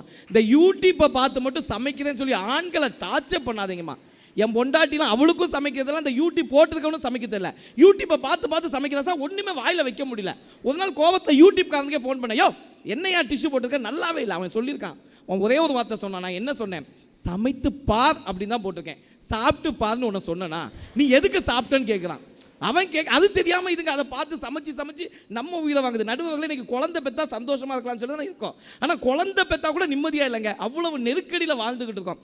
என் குழந்தை கொஞ்சம் அழகாக இருந்துன்னு வச்சுங்களேன், இங்கே பாருங்க பிள்ளை அப்படியே என்ன மாதிரியே இருக்குது. யார்? அவங்க அம்மா மாதிரியா. அந்த குழந்தை ஏதாவது சேட்டை பண்ணால் போதும் அப்படியே அவங்க அப்பா மாதிரி. குழந்தை ஏதாவது சாப்பிடலன்னா போதும் அப்படியே அவங்க அப்பா மாதிரி. அன்னைக்கு குழந்தை பேம்பஸில் கக்கா போயிடுச்சு அப்படியே உங்களை மாதிரி. நடுவர்களே, நான் என்னைக்கு இங்கே பேம்பஸ், எவ்வளவு நெருக்கடியில் நாங்கள் வாழ்ந்துக்கிட்டு இருக்கோம். அதுவும் குழந்தைக்கெல்லாம் இன்றைக்கி வீட்டில் நல்ல ரைம் சொல்லி கொடுக்குறாங்களா? திருக்குறள், கம்பராமாயணம், எவ்வளோ பாடல்கள், அம்மா இங்கே வா வா ஆசை, இந்த மாதிரி பாடல்கள் இன்றைக்கி எந்த வீட்டில் சொல்லி கொடுக்குறாங்க? என் பொண்டாட்டிலாம் வீட்டில் டெய்லி வீட்டுக்கு போனால் 7 மணிக்கு ஒரு ரைம்ஸ் போடும். Wheels on the bus go round round round round round round. அதை கூட சமாளிச்சலாம். அந்த ரேச்சல்னு ஒரு ஆண்டி, அதை பார்த்தாலே எனக்கு எரிச்சலாக வரும். இது சொல்லி கொடுக்காது. ரேச்சல் ஆண்டி தான் என் குழந்தைக்கு பாட சொல்லுங்க, மாம் டாடா டாடா. அதாவது அப்பாவுக்கு அப்பா சொல்லணும், இங்கிலீஷில் டாடி, அது டாடா. எனக்கு டாடானா என்னன்னு இன்னைக்கு வரைக்கும் புரியல. எவ்வளவு நெருக்கடியில் நாங்கள் வாழ்ந்துகிட்டு இருக்கோம், எவ்வளவு பிரச்சனைகளில் வாழ்ந்துகிட்டு இருக்கோம். நடுவில் இன்னைக்கெல்லாம் எங்களுக்கு நிம்மதியே இல்லை நடுவர்களே. பல பிரச்சனைகளை இன்னைக்கு சொல்கிறேன். இன்னைக்கு நீங்கள் சொல்கிறீங்களா நிம்மதின்ட்டு. நான் ஒரே ஒரு கேள்வி கேட்குறேன். இங்கே எத்தனை பேர் நல்லா சம்பாதித்த பணம் என் கையில் போதுமான அளவு இருக்குதுன்னு சொல்கிற ஒரு ஆள் கை தூக்குங்க பார்ப்போம். நான் ஒத்துக்கொள்கிறேன் நீங்கள் நிம்மதியாக இருக்கீங்க. யாருக்குமே இல்லையா? நீங்கள் நல்லா தானே சம்பாதிக்கிறீங்க. தலைக்கு 5000 ரூபாய் எடுத்தால் கூட பெரிய காசு வரலையா? அப்படிப்பட்ட மனிதர் அல்ல. இன்னைக்கு வாழ்க்கையில் உண்மை அதுதாங்க. யாருக்குமே இன்னைக்கு ஒரு பக்கம் மனப்பிரச்சனை, இன்னொரு பக்கம் பண பிரச்சனை, இன்னொரு பக்கம் உடல் நல பிரச்சனை. முன்னாடிலாம் யாரையாவது பார்த்தா என்ன கேட்போம்? நல்லா இருக்கீங்களா, சாப்பிட்டீங்களா? ஆனால் இன்னைக்கெல்லாம் உங்களை பார்த்தா யாரையாவது பார்த்தா உங்களுக்கு எத்தனை 200, எனக்கு 300, உங்களுக்கு என்ன சுகரு. வாழ்க்கையில் உடல் நலம் இல்லைங்க, எல்லாம் 1008 பிரச்சனையில் ஓடிக்கிட்டு இருக்கோம். இந்த வாழ்க்கை என்னைக்குமே நிம்மதி இருக்கவே இருக்காது. அதாவது ஒரு மனுஷன் கடலை போய் பார்த்தானா, கடல்கிட்ட கேட்டான், கடலே நீ இவ்வளவு நீளமாக இருக்க, இவ்வளவு பெருசாக இருக்க, நீ தானே உலகத்திலேயே சந்தோஷமாக இருக்குன்னு கடலை பார்த்து கேட்டானா. அப்போ அந்த கடல் சொல்லிச்சான், யாரு நான் நிம்மதியாக இருக்கனா, இந்த தண்ணியை குடிச்சு பார்த்தா என்னது இது உப்பு கைக்குதுன்னு துப்பிட்டான். என்னை பார்த்து அழகாய் இருக்கிறாய் என்று வருபவர்கள் எல்லாம் என் நீரை குடித்து விட்டு உப்பு கைக்கிறது என்று என் மேலே துப்பி விடுகிறார்கள், நான் சந்தோஷமா இருக்கிறேன்னு கடல் கேட்டுச்சான். மயில்கிட்ட போய் கேட்டானா, மயிலே நீ எவ்வளவு அழகா இருக்க, உலகத்திலே நீ தானே சந்தோஷமா இருக்க, நிம்மதியா இருக்கன்னு கேட்டானா. அப்போ மயில் சொல்லிச்சான், யாரு நான் சந்தோஷம் நிம்மதி. உடம்புல இருந்து ஒரு ரோமத்தை பிடுங்கினா எவ்வளவு வலிக்கும். அழகிற்காக பணத்திற்காகவும் என் மயில் தோகைகளை ஒவ்வொருவரும் வந்து பிடுங்கி கொண்டு செல்கிறார்கள், எனக்கு எவ்வளவு வலி இருக்குன்னு சொல்லி மயில் சொல்லிச்சான். ஒரு பறவையை பார்த்தானா, பறவையே நீ எவ்வளவு அழகா இருக்க, எவ்வளவு உயரத்தில் பறக்கிற, நீ தானே சந்தோஷமா இருக்குன்னு கேட்டான். அப்போ அந்த பறவை சொல்லிச்சான், யாரு நான் சந்தோஷமா இருக்கேன், எப்போ எவன் என்ன சுடுவான்னு பயத்தில் நான் ஓடிக்கிட்டு இருக்கேன்டா, நான் நிம்மதியாக பறக்கலன்னு சொல்லிச்சான். வாழ்க்கையில் நீங்கள் 3 பேரும் பார்க்க நிம்மதியாக இருக்கிற மாதிரி இருக்கும், ஆனால் உண்மையில் உங்களுக்கு நிம்மதி என்பது எங்கேயுமே கிடையாது. நிம்மதி இல்லாத ஒரு நெருக்கடியான உலகத்தில் தான் இன்னைக்கு நம்ம வாழ்ந்துகிட்டு இருக்கோம். நடுவர்களே, நிறைவா நான் ஒன்னே ஒன்று சொல்லிக்கிறேன். இன்னைக்கு படிக்கிறாங்க இந்த இளைஞர்கள்லாம், யார் படித்த படிப்புக்கு தகுதியான வேலையை இந்த அரசாங்கமும் இந்த நாடும் கொடுக்கிறதோ அன்று ஒத்துக்கொள்கிறேன், இந்த நாட்டில் உள்ள அனைவரும் நிம்மதியாக இருக்கிறார்கள் என்று. படித்த படிப்பிற்கான வேலை யாருக்குமே கிடைக்கவில்லை. இன்னைக்கு நம்ம வேணா நிம்மதியா இருக்கிறமா இருக்கலாம், இன்னைக்கு ராணுவ வீரர்கள் அங்க நிம்மதியா இருக்காங்களா சொல்லுங்க? ஒரு இந்திய பார்டர்ல எந்த நாட்டு பார்டரா இருந்தாலும் சரி, அடுத்த நாட்டுக்காரன் எப்ப வருவான், எப்ப சுடுவான், எப்ப என்ன பண்ணுவான் என்று தெரியாமல் நம்மை பாதுகாக்க பல நெருக்கடியில் அவர்கள் வாழ்ந்து கொண்டிருக்கும் போது நாம் மட்டும் எப்படி ஐயா நிம்மதியாக வாழ முடியும்? நாமும் நெருக்கடியில் தான் இருக்கின்றோம். இறுதியாக இன்னைக்கு பெண்கள் கல்லூரியில் வந்திருக்கோம். இந்த பெண்கள் நிம்மதியாக இருக்காங்களா? இன்னைக்கு பெண்கள் ஒரு இடத்துக்கு நிம்மதியாக போயிட்டு வர முடியுதா? எவ்வளவு பிரச்சனைகளை இன்னைக்கு பெண்கள் சமாளித்து கொண்டிருக்காங்க. இந்த பெண்கள் எப்படியா நிம்மதியாக வாழ்ந்து கொண்டிருப்பார்கள்? கடைசியாக நான் சமீபத்தில் படித்த ஒரே ஒரு கவிதையை மட்டும் சொல்லி விடைபெற்றுக் கொள்கிறேன். ஒரு பாலியல் பலாத்காரம் பண்ணும்போது ஒரு குழந்தையின் அழுகுரலுக்கு வராத இந்த கடவுளா நீங்கள் ஒலிக்கும் இந்த மேலதாளங்களுக்கு வரப்போகிறது என்றால் அந்த கவிதையில் எவ்வளவு வலி இருக்கிறது, எவ்வளவு உண்மை இருக்கிறது. இத்தகைய காலகட்டத்தில் நெருக்கடியே என்று சொல்லி வாய்ப்பளித்த அத்துணை நல் உள்ளங்களுக்கும் நன்றி கூறி விடைபெறுகின்றேன். நன்றி, வணக்கம். ரொம்ப அழகா அந்த அணி சார்ந்து நிறைவான செய்திகளை தொகுத்து நல்ல உற்சாகமாக பேசியிருக்கிறார். அவருக்கு என்ன ஒரே பிரச்சனைனா, என்னை விட எல்லாரும் அதிகமாக சம்பாதிக்கிறாங்களேங்கிறது தான் பெரிய பிரச்சனையாக இருக்குது. அவரும் கொலாபில் வேட்டி சட்டை கேட்டார், கொடுக்கலைன்னு சொன்ன உடனே கொலாபு கொடுத்தவங்க மேலே அவ்வளவு எரிச்சல். அது ஒரு நெருக்கடி தானே. இவ்வளவு நெருக்கடிகளை நாங்கள் சமாளிக்கிறோம். அதுவும் பாருங்கள், அவருக்கு ஒய்ஃபை கூட சைலண்ட் மோடில் போட முடியுது, மாமியார் வைப்ரேட் மோட்லேயே இருக்கிறாங்க. அப்புறம் உங்கள் வாழ்க்கை சூழல் உள்ளபடியே நெருக்கடியாகத்தான் இருக்கும் அப்படிங்கிறதெல்லாம் புரிஞ்சுக்கிட்டு நல்ல அந்த அணி சார்ந்த வாதங்களை எடுத்து வைத்து பேசியிருக்கிறார். இந்த 6 பேரும் அவங்க அணி சார்ந்து நல்ல வாதங்களை முன்வைத்து பேசியிருக்கிறார்கள். இந்த அரங்கம் ஒரு நிறைவு பகுதியை நோக்கி நகர்கிறது. அமுத பெருவிழா, 80ஆம் ஆண்டு சுதந்திர நாள், ராஜ் தொலைக்காட்சி சிறப்பு பட்டிமன்றத்தின் நிறைவு வரைக்கும் பார்த்து கொண்டிருக்கிற தமிழ் சொந்தங்களே, திருப்பூர் மண்ணில் இந்த பட்டிமன்றம் நடக்கிறது. எத்தனை அடி கொடுத்தாலும் கொடியின் பிடி விடுக்க மாட்டேன் என்று சொன்ன திருப்பூர் குமரன் வாழ்ந்த இந்த மண்ணில் இருக்கிற ஒரு இளைஞனுக்கு சில புகைப்படங்களை காட்டி யார் திருப்பூர் குமரன் என்று சரியாக சொல் என்று கேட்டால் வேறு யாரையோ ஒருவரை சுட்டி காட்டுகிற சமூகமாக இன்றைக்கு இளைய சமுதாயம் இருக்கிறதே, இது நிம்மதியா நெருக்கடியான்னு கேட்குறேன். இதே திருப்பூரில் சுந்தராம்பாள்னு ஒரு சுதந்திர போராட்ட தியாகி திருப்பூர் குமரனை பற்றி நம்ம எல்லாரும் பேசுகிறோம். அங்கே வட இந்தியாவில் தன் குழந்தையை முதுகில் சுமந்து குதிரையில் போய் ராணி ஜான்சி ராணி லக்குமிபாய் போராடினாங்க, குழந்தையை போர்க்களத்துக்கு கொண்டு போனாங்கன்னு வீர வசனம் பேசுகிற தமிழ்நாட்டு சொந்தங்களே, நம்ம திருப்பூரில் சுந்தராம்பாள்ங்கிற ஒரு சுதந்திர போராட்ட தியாகி தன்னுடைய குழந்தையை இடுப்பில் தூக்கி வச்சுட்டு சுதந்திர போராட்டத்திற்காக களத்தில் இறங்கி போராடி இருக்கிறாங்களே, அவங்கள பற்றி எத்தனை பேருக்கு தெரியுது? அப்போ அது நிம்மதியா நெருக்கடியா? குடியரசு நாள் அன்னைக்கும் தேசிய கொடி ஏற்றுறோமே, அந்த தேசிய கொடியை ஏற்றுகிற கயிறு நிறத்தில் வெள்ளையாக இருக்கலாம், ஆனால் உண்மை என்ன தெரியுமா? சுதந்திர போராட்ட வீரர்களின் மனைவிகளின் தாலி கயிறு இறக்கப்பட்டதால் தேசிய கொடியின் கயிறு மேலே ஏற்றப்பட்டிருக்கிற உண்மை நம்ம இளைஞர்களுக்கு தெரியாம இருக்கே. இது நெருக்கடி இல்லையான்னு கேட்குறாங்க. எங்க இந்தியா இன்றைக்கு இத்தனை மாநிலங்களோடு, தமிழ்நாடு இன்றைக்கு இத்தனை மாவட்டங்களோடு இவ்வளவு செழுமையாக இருக்குன்னா, இந்த வரைபடத்தில் இருக்கிற எல்லை கோடுகள் அன்றைக்கு நம் விடுதலைக்காக போராடி ரத்தம் சிந்திய தியாகிகளின் எலும்பு கூடுகள் என்பதை நம்மில் எத்தனை பேர் நினைவில் வைத்திருக்கிறோங்கிறதானங்க இந்த மன்றத்தினுடைய அடிப்படை கேள்வியாக இருக்குது. இன்றைக்கி நீட்டுக்கு இளைஞர்கள் தெருவில் இறங்கி போராடுறாங்க. டெல்லியில் போராட்டம், சென்னையில் போராட்டம். அவங்க போராடி எங்களுக்கு இது சுமையாக இருக்குன்னு சொன்ன பிறகு ஒன்றிய கல்வி அமைச்சர் பதவி விலகிறார். அதுவும் எத்தனை நாள் போராடினதுக்கு பிறகு.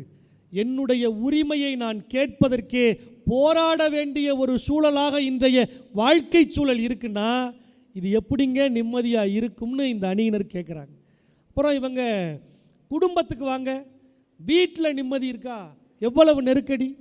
மதுரையிலேருந்து வந்து அக்கா பேசுனாங்க. அன்னைக்கு என்ன மதுரையில் பேச கூப்பிட்டாங்க? சங்கம் வச்சு தமிழ் வளர்த்த மதுரையில் ஒரு சங்கம் வச்சுருக்காங்க. என்ன சங்கம் தெரியுமா? மனைவிக்கு பயப்படாத ஒரு சங்கம். அதில் பேசுகிறதுக்கு என்ன கூப்பிட்டாங்க. நான் போய் பேசும்போது சொன்னேன், மனைவிக்கு கொஞ்சமாக பயப்படுறவங்க ஒரு கை தூக்குங்க, மனைவிக்கு கொஞ்சம் அதிகமாக பயப்படுறவங்க 2 கை தூக்குங்க, மனைவிக்கு பயப்படவே மாட்டேன்னு சொல்கிறவங்க கை தூக்காதீங்க அப்படின்னு. ஒரு கை சில பேர் தூக்குனாங்க, 2 கை சில பேர் தூக்குனாங்க. அந்த கூட்டத்தில் ஒருத்தர் மட்டும் மனைவிக்கு பயப்படாதவங்க கையே தூக்காதீங்கன்னு சொல்லும்போது கையை இறுக்கமாக கட்டிக்கிட்டே உட்காந்துருந்தார். பேசி முடிச்சு நேராக அவர்கிட்ட போய், மனைவிக்கு பயப்படாத ஒரு சங்கத்துக்கு தலைவராகிற தகுதி உங்களுக்கு தானே இருக்குது, மனைவிக்கு பயப்படலைன்னு கையே தூக்காமல் உட்காந்துருக்கீங்களே அப்படின்னு. அதை ஏன் தம்பி, நேற்று அவள் அடித்த அடியில் 2 கையையும் தூக்க முடியலைன்னாரு. வாழ்க்கையில் இவ்வளவு நெருக்கடி இருக்குங்க. எங்க பசிக்குது அப்படின்னு வீட்டுக்கு போய் தோசை சுட்டு வைக்கிறாங்க.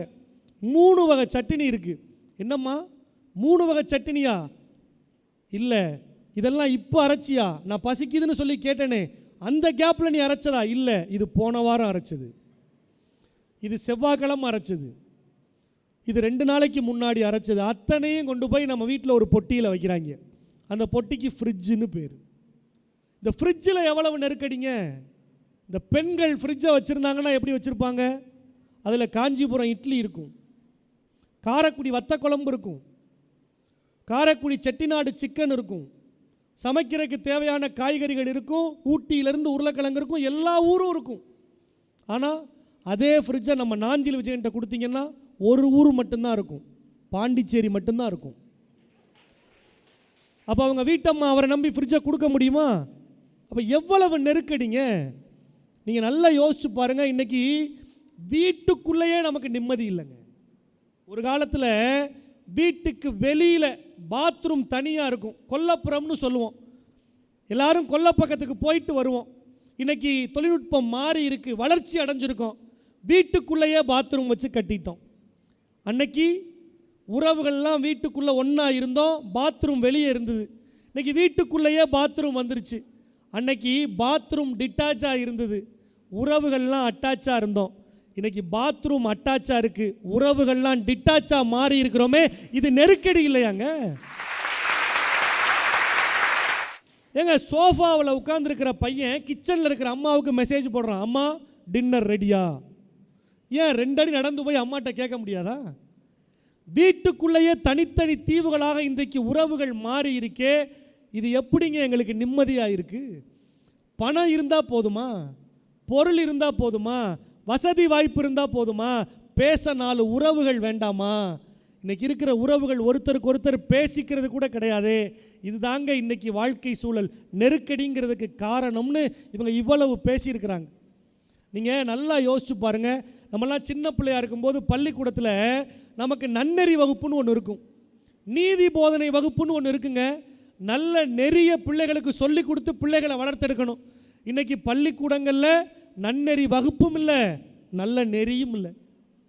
இன்றைக்கி பள்ளிக்கூடங்கள் எப்படி மாறி இருக்கு? தமிழ்நாட்டுக்கு முதலமைச்சராக அரியணை ஏறுகிற தலைவர் சொல்கிறாரு, தமிழ்நாடு போதை இல்லாத தமிழ்நாடாக மாறும். அப்படின்னா என்னங்க அர்த்தம்? தமிழ்நாட்டில் தெருவுக்கு தெரு போதை இருக்குன்னு அர்த்தம்.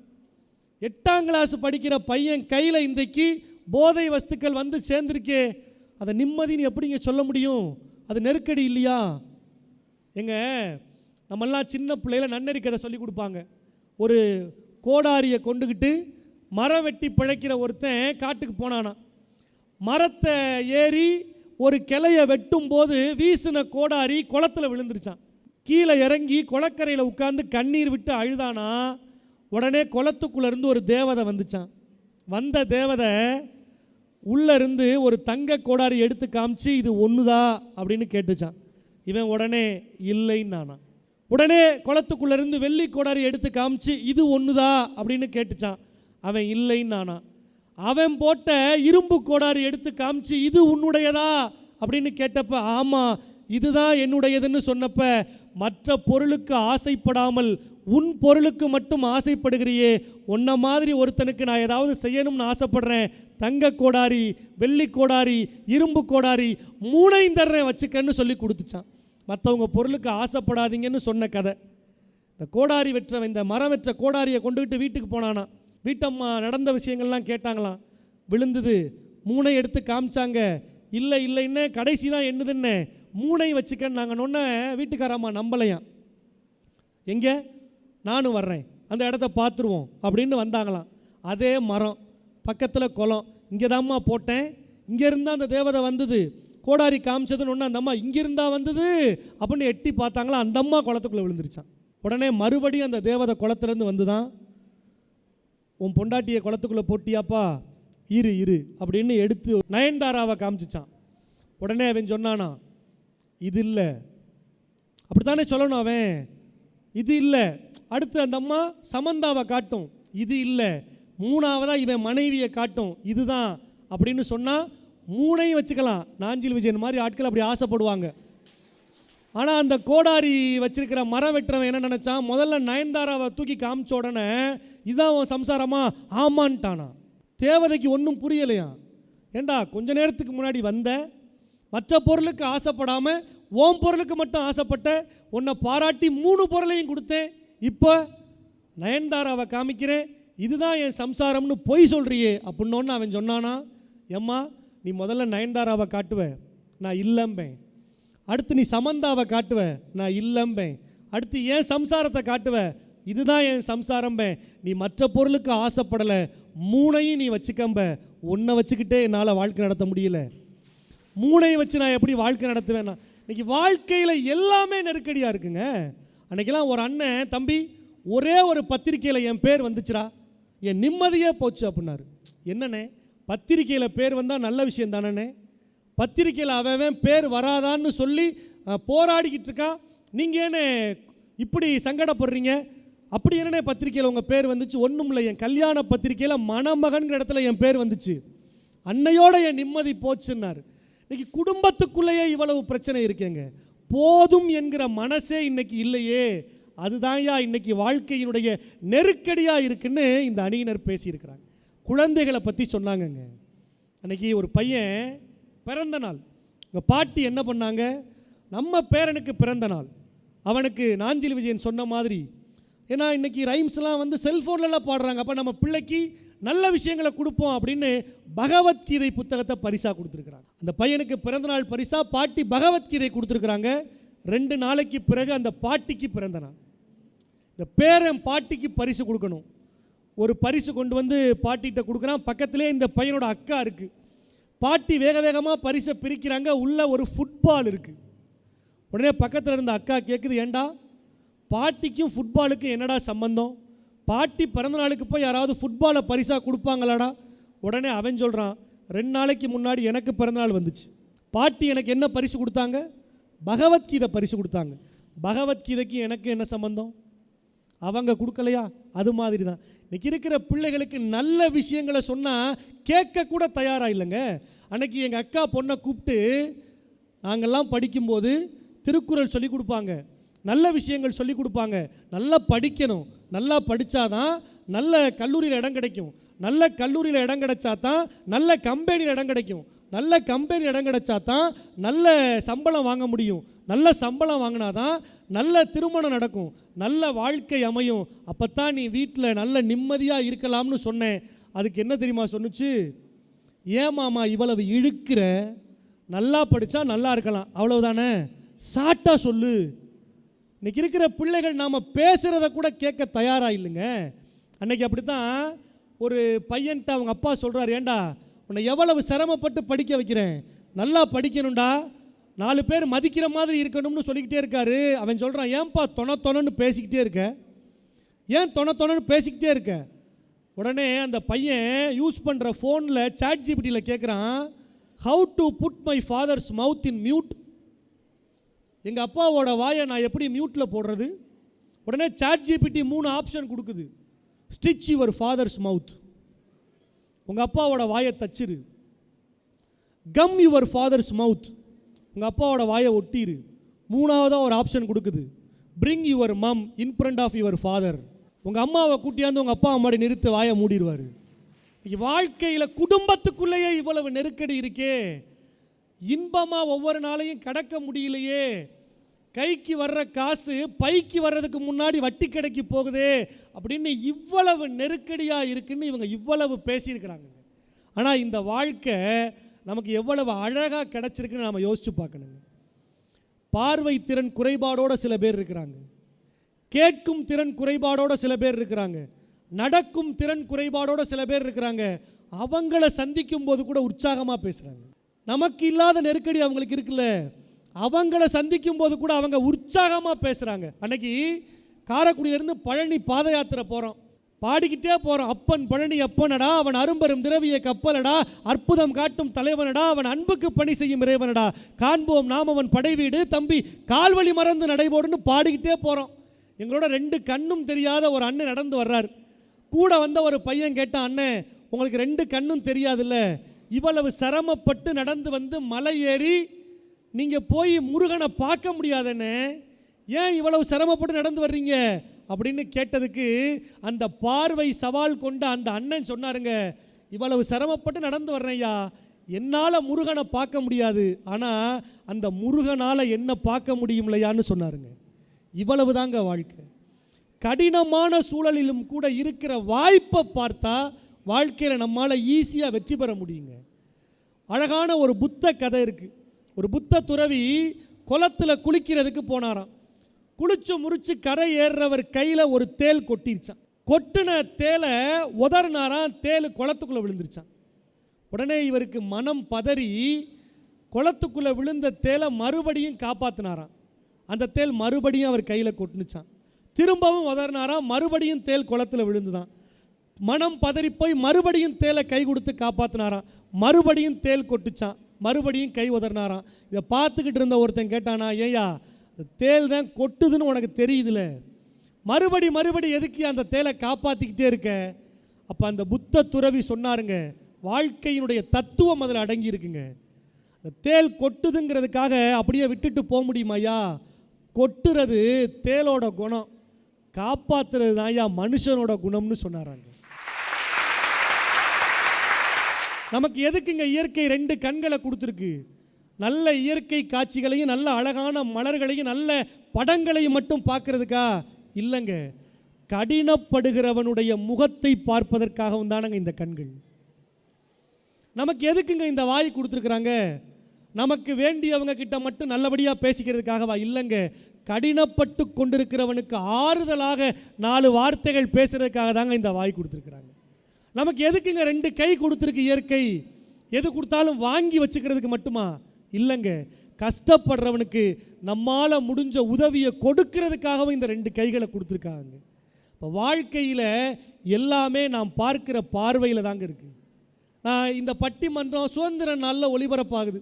இன்றைய வாழ்க்கை சூழல் நிம்மதியா நெருக்கடியான்னு பேசுகிறோம். வாழ்க்கையில் 1000 நெருக்கடி இருக்குது. ஆனாலும் கூட நாம் அதை கொஞ்சம் மாற்றி பார்த்தோம்னா அதில் நிம்மதி இருக்குது அப்படின்னு இவங்க 3 பேரும் பேசுகிறாங்க. ஒரே ஒரு கதையை சொல்லி நிறைவு செய்கிறேங்க. இந்த உலகத்தை இறைவன் படைச்சாராம். இறைவன் இந்த உலகத்தை படைக்கும்போது இறைவனோட நண்பர் கேட்டாராம், இவ்வளவு அழகான இந்த பூமியை படைச்சிருக்கியே, நீ படைச்ச இந்த பூமி தான் வலிமையானதா? உடனே கடவுள் சொன்னாராம், இல்லை இல்லை, இந்த பூமியில் உயரமான மலைகளை படைச்சிருக்கேன். அப்படியா? அப்போ நீ படைச்சதுலேயே இந்த மலைகள் தான் ரொம்ப வலிமையானதா? இல்லை இல்லை, இந்த மலையையே உடைக்கிற ஆற்றல் கொண்ட உளியை படைச்சிருக்கேன். ஓ, அப்போ உளி தான் நீ படைச்சதுலேயே ரொம்ப வலிமையானதா? இல்லை இல்லை, அந்த உளியையே உருக்குகிற நெருப்பை படைச்சிருக்கேன். ஓ, அப்போ நெருப்பு தான் நீ படைச்சதுலேயே வலிமையானதா? இல்லை இல்லை, அந்த நெருப்பையே அணைக்கிற தண்ணியை படைச்சிருக்கேன். அப்படியா? அப்போ தண்ணி தான் நீ படைச்சதுலேயே வலிமையானதா? இல்லை இல்லை, அந்த தண்ணியையே எந்த பக்கம் போகணுங்கிறத தீர்மானிக்கிற திசை காட்டியாக இருக்கிற காற்றை படைச்சிருக்கேன். அப்போ காற்று தான் வலிமையானதான்னு கேட்டுக்கிட்டு இருந்த நண்பரை மறித்து சொன்னாராம், நான் படைச்சதிலே எது தெரியுமா வலிமையானது? கடினப்படுகிறவனுடைய கண்ணீரை துடைப்பதற்கான ஒரு இதயத்தை படைச்சிருக்கேன்ல, அதுதான் வலிமையானதுன்னு சொன்னார். வாழ்க்கையில் எல்லாருக்கும் கஷ்டம் இருக்குங்க. இன்பமும் துன்பமும் இணைந்தது தான் வாழ்க்கை. நாளைக்கு நம்முடைய வாழ்க்கை எப்படி இருக்கும்னு நம்ம யாரும் ப்ரிடிக்ட் பண்ண முடியாதுங்க. இறந்து போகிற தேதி நமக்கு தெரிஞ்சிருச்சுன்னா வாழ்க்கை சொர்க்கமாக இருக்குமா? இருக்காதுங்க. அப்போ நாளைக்கு என்ன நடக்குங்கிறத எதிர்பார்த்து வாழாமல் இன்றைக்கு நமக்கு கிடைத்திருக்கிற இன்பங்களை மட்டும் நினைத்து வாழ்ந்தாலே வாழ்க்கை என்றென்றைக்கும் சொர்க்கமாகவே இருக்கும். அந்த வாழ்க்கை நிம்மதியான வாழ்க்கையாக மாறணும்னா ஒரே ஒரு விஷயத்தை பண்ணுங்க. உங்களால் முடிஞ்ச அளவுக்கு மற்றவர்களுக்கு உதவி பண்ணுங்க. மற்றவர்களுக்கு உதவி செய்கிற போது அவங்க ஒரு வார்த்தை சொல்லுவாங்கல்ல, நீ நல்லா இருக்கணும்யா, உன் பிள்ளைங்க நல்லா இருக்கணும்யா, உன் குடும்பமே நல்லா இருக்கணும்யான்னு வாழ்த்துவாங்கல்ல, அந்த வாழ்த்து செய்தியில்தான் நம் வாழ்க்கையினுடைய நிம்மதி அடங்கி இருக்கிறது என்று சொல்லி இந்த அற்புதமான ராஜ் தொலைக்காட்சியின் அமுத பெருவிழா சுதந்திர நாள் பட்டிமன்றத்தில் இன்றைய வாழ்க்கை சூழல் நிம்மதியா நெருக்கடியா என்ற பட்டிமன்றத்தில் இன்றைய வாழ்க்கை சூழல் நெருக்கடி இல்லை, இதில் நிம்மதி இருக்கிறது. 1000 சாக்கடைகள் இருக்கலாம், ஆனால் ஒரே ஒரு பூக்கடையின் பக்கம் உங்கள் கண்களை திருப்புங்கள். அந்த பூ தருகிற மலர்ச்சியை, அந்த பூ தருகிற மனத்தை உங்கள் வாழ்க்கையில் எடுத்துக்கொண்டால் வாழ்க்கையின் ஒவ்வொரு நாளும் சொர்க்கம்தான், நிம்மதிதான், மகிழ்ச்சிதான் என்று சொல்லி அந்த மகிழ்ச்சியை நாம் அடைய வேண்டுமென்றால் நம்மால் முடிந்தவரை மற்றவர்களுக்கு உதவுவோம். நம்மால் முடிந்தவரை மற்றவர்களிடத்தில் நல்ல வார்த்தைகளை பேசுவோம். நம்மால் முடிந்தவரை மற்றவர்களை தட்டி கொடுத்து பழகுவோம். அப்போதுதான் நம் வாழ்க்கை இன்னும் இன்னும் அதிகமாக மகிழ்ச்சியின் வசந்தமாக மாறும் என்று சொல்லி இந்த வாழ்க்கை சூழல் நெருக்கடி இல்லை, அது நிம்மதிதான் என்கிற நல்ல தீர்வை இந்த மன்றத்தில் சொல்லி இதுகாரும் கேட்டு ரசித்த உங்கள் அத்தனை பேருக்கும் நன்றி சொல்லி வணக்கம் சொல்லி விடைபெறுகிறோம். நன்றி, வணக்கம்.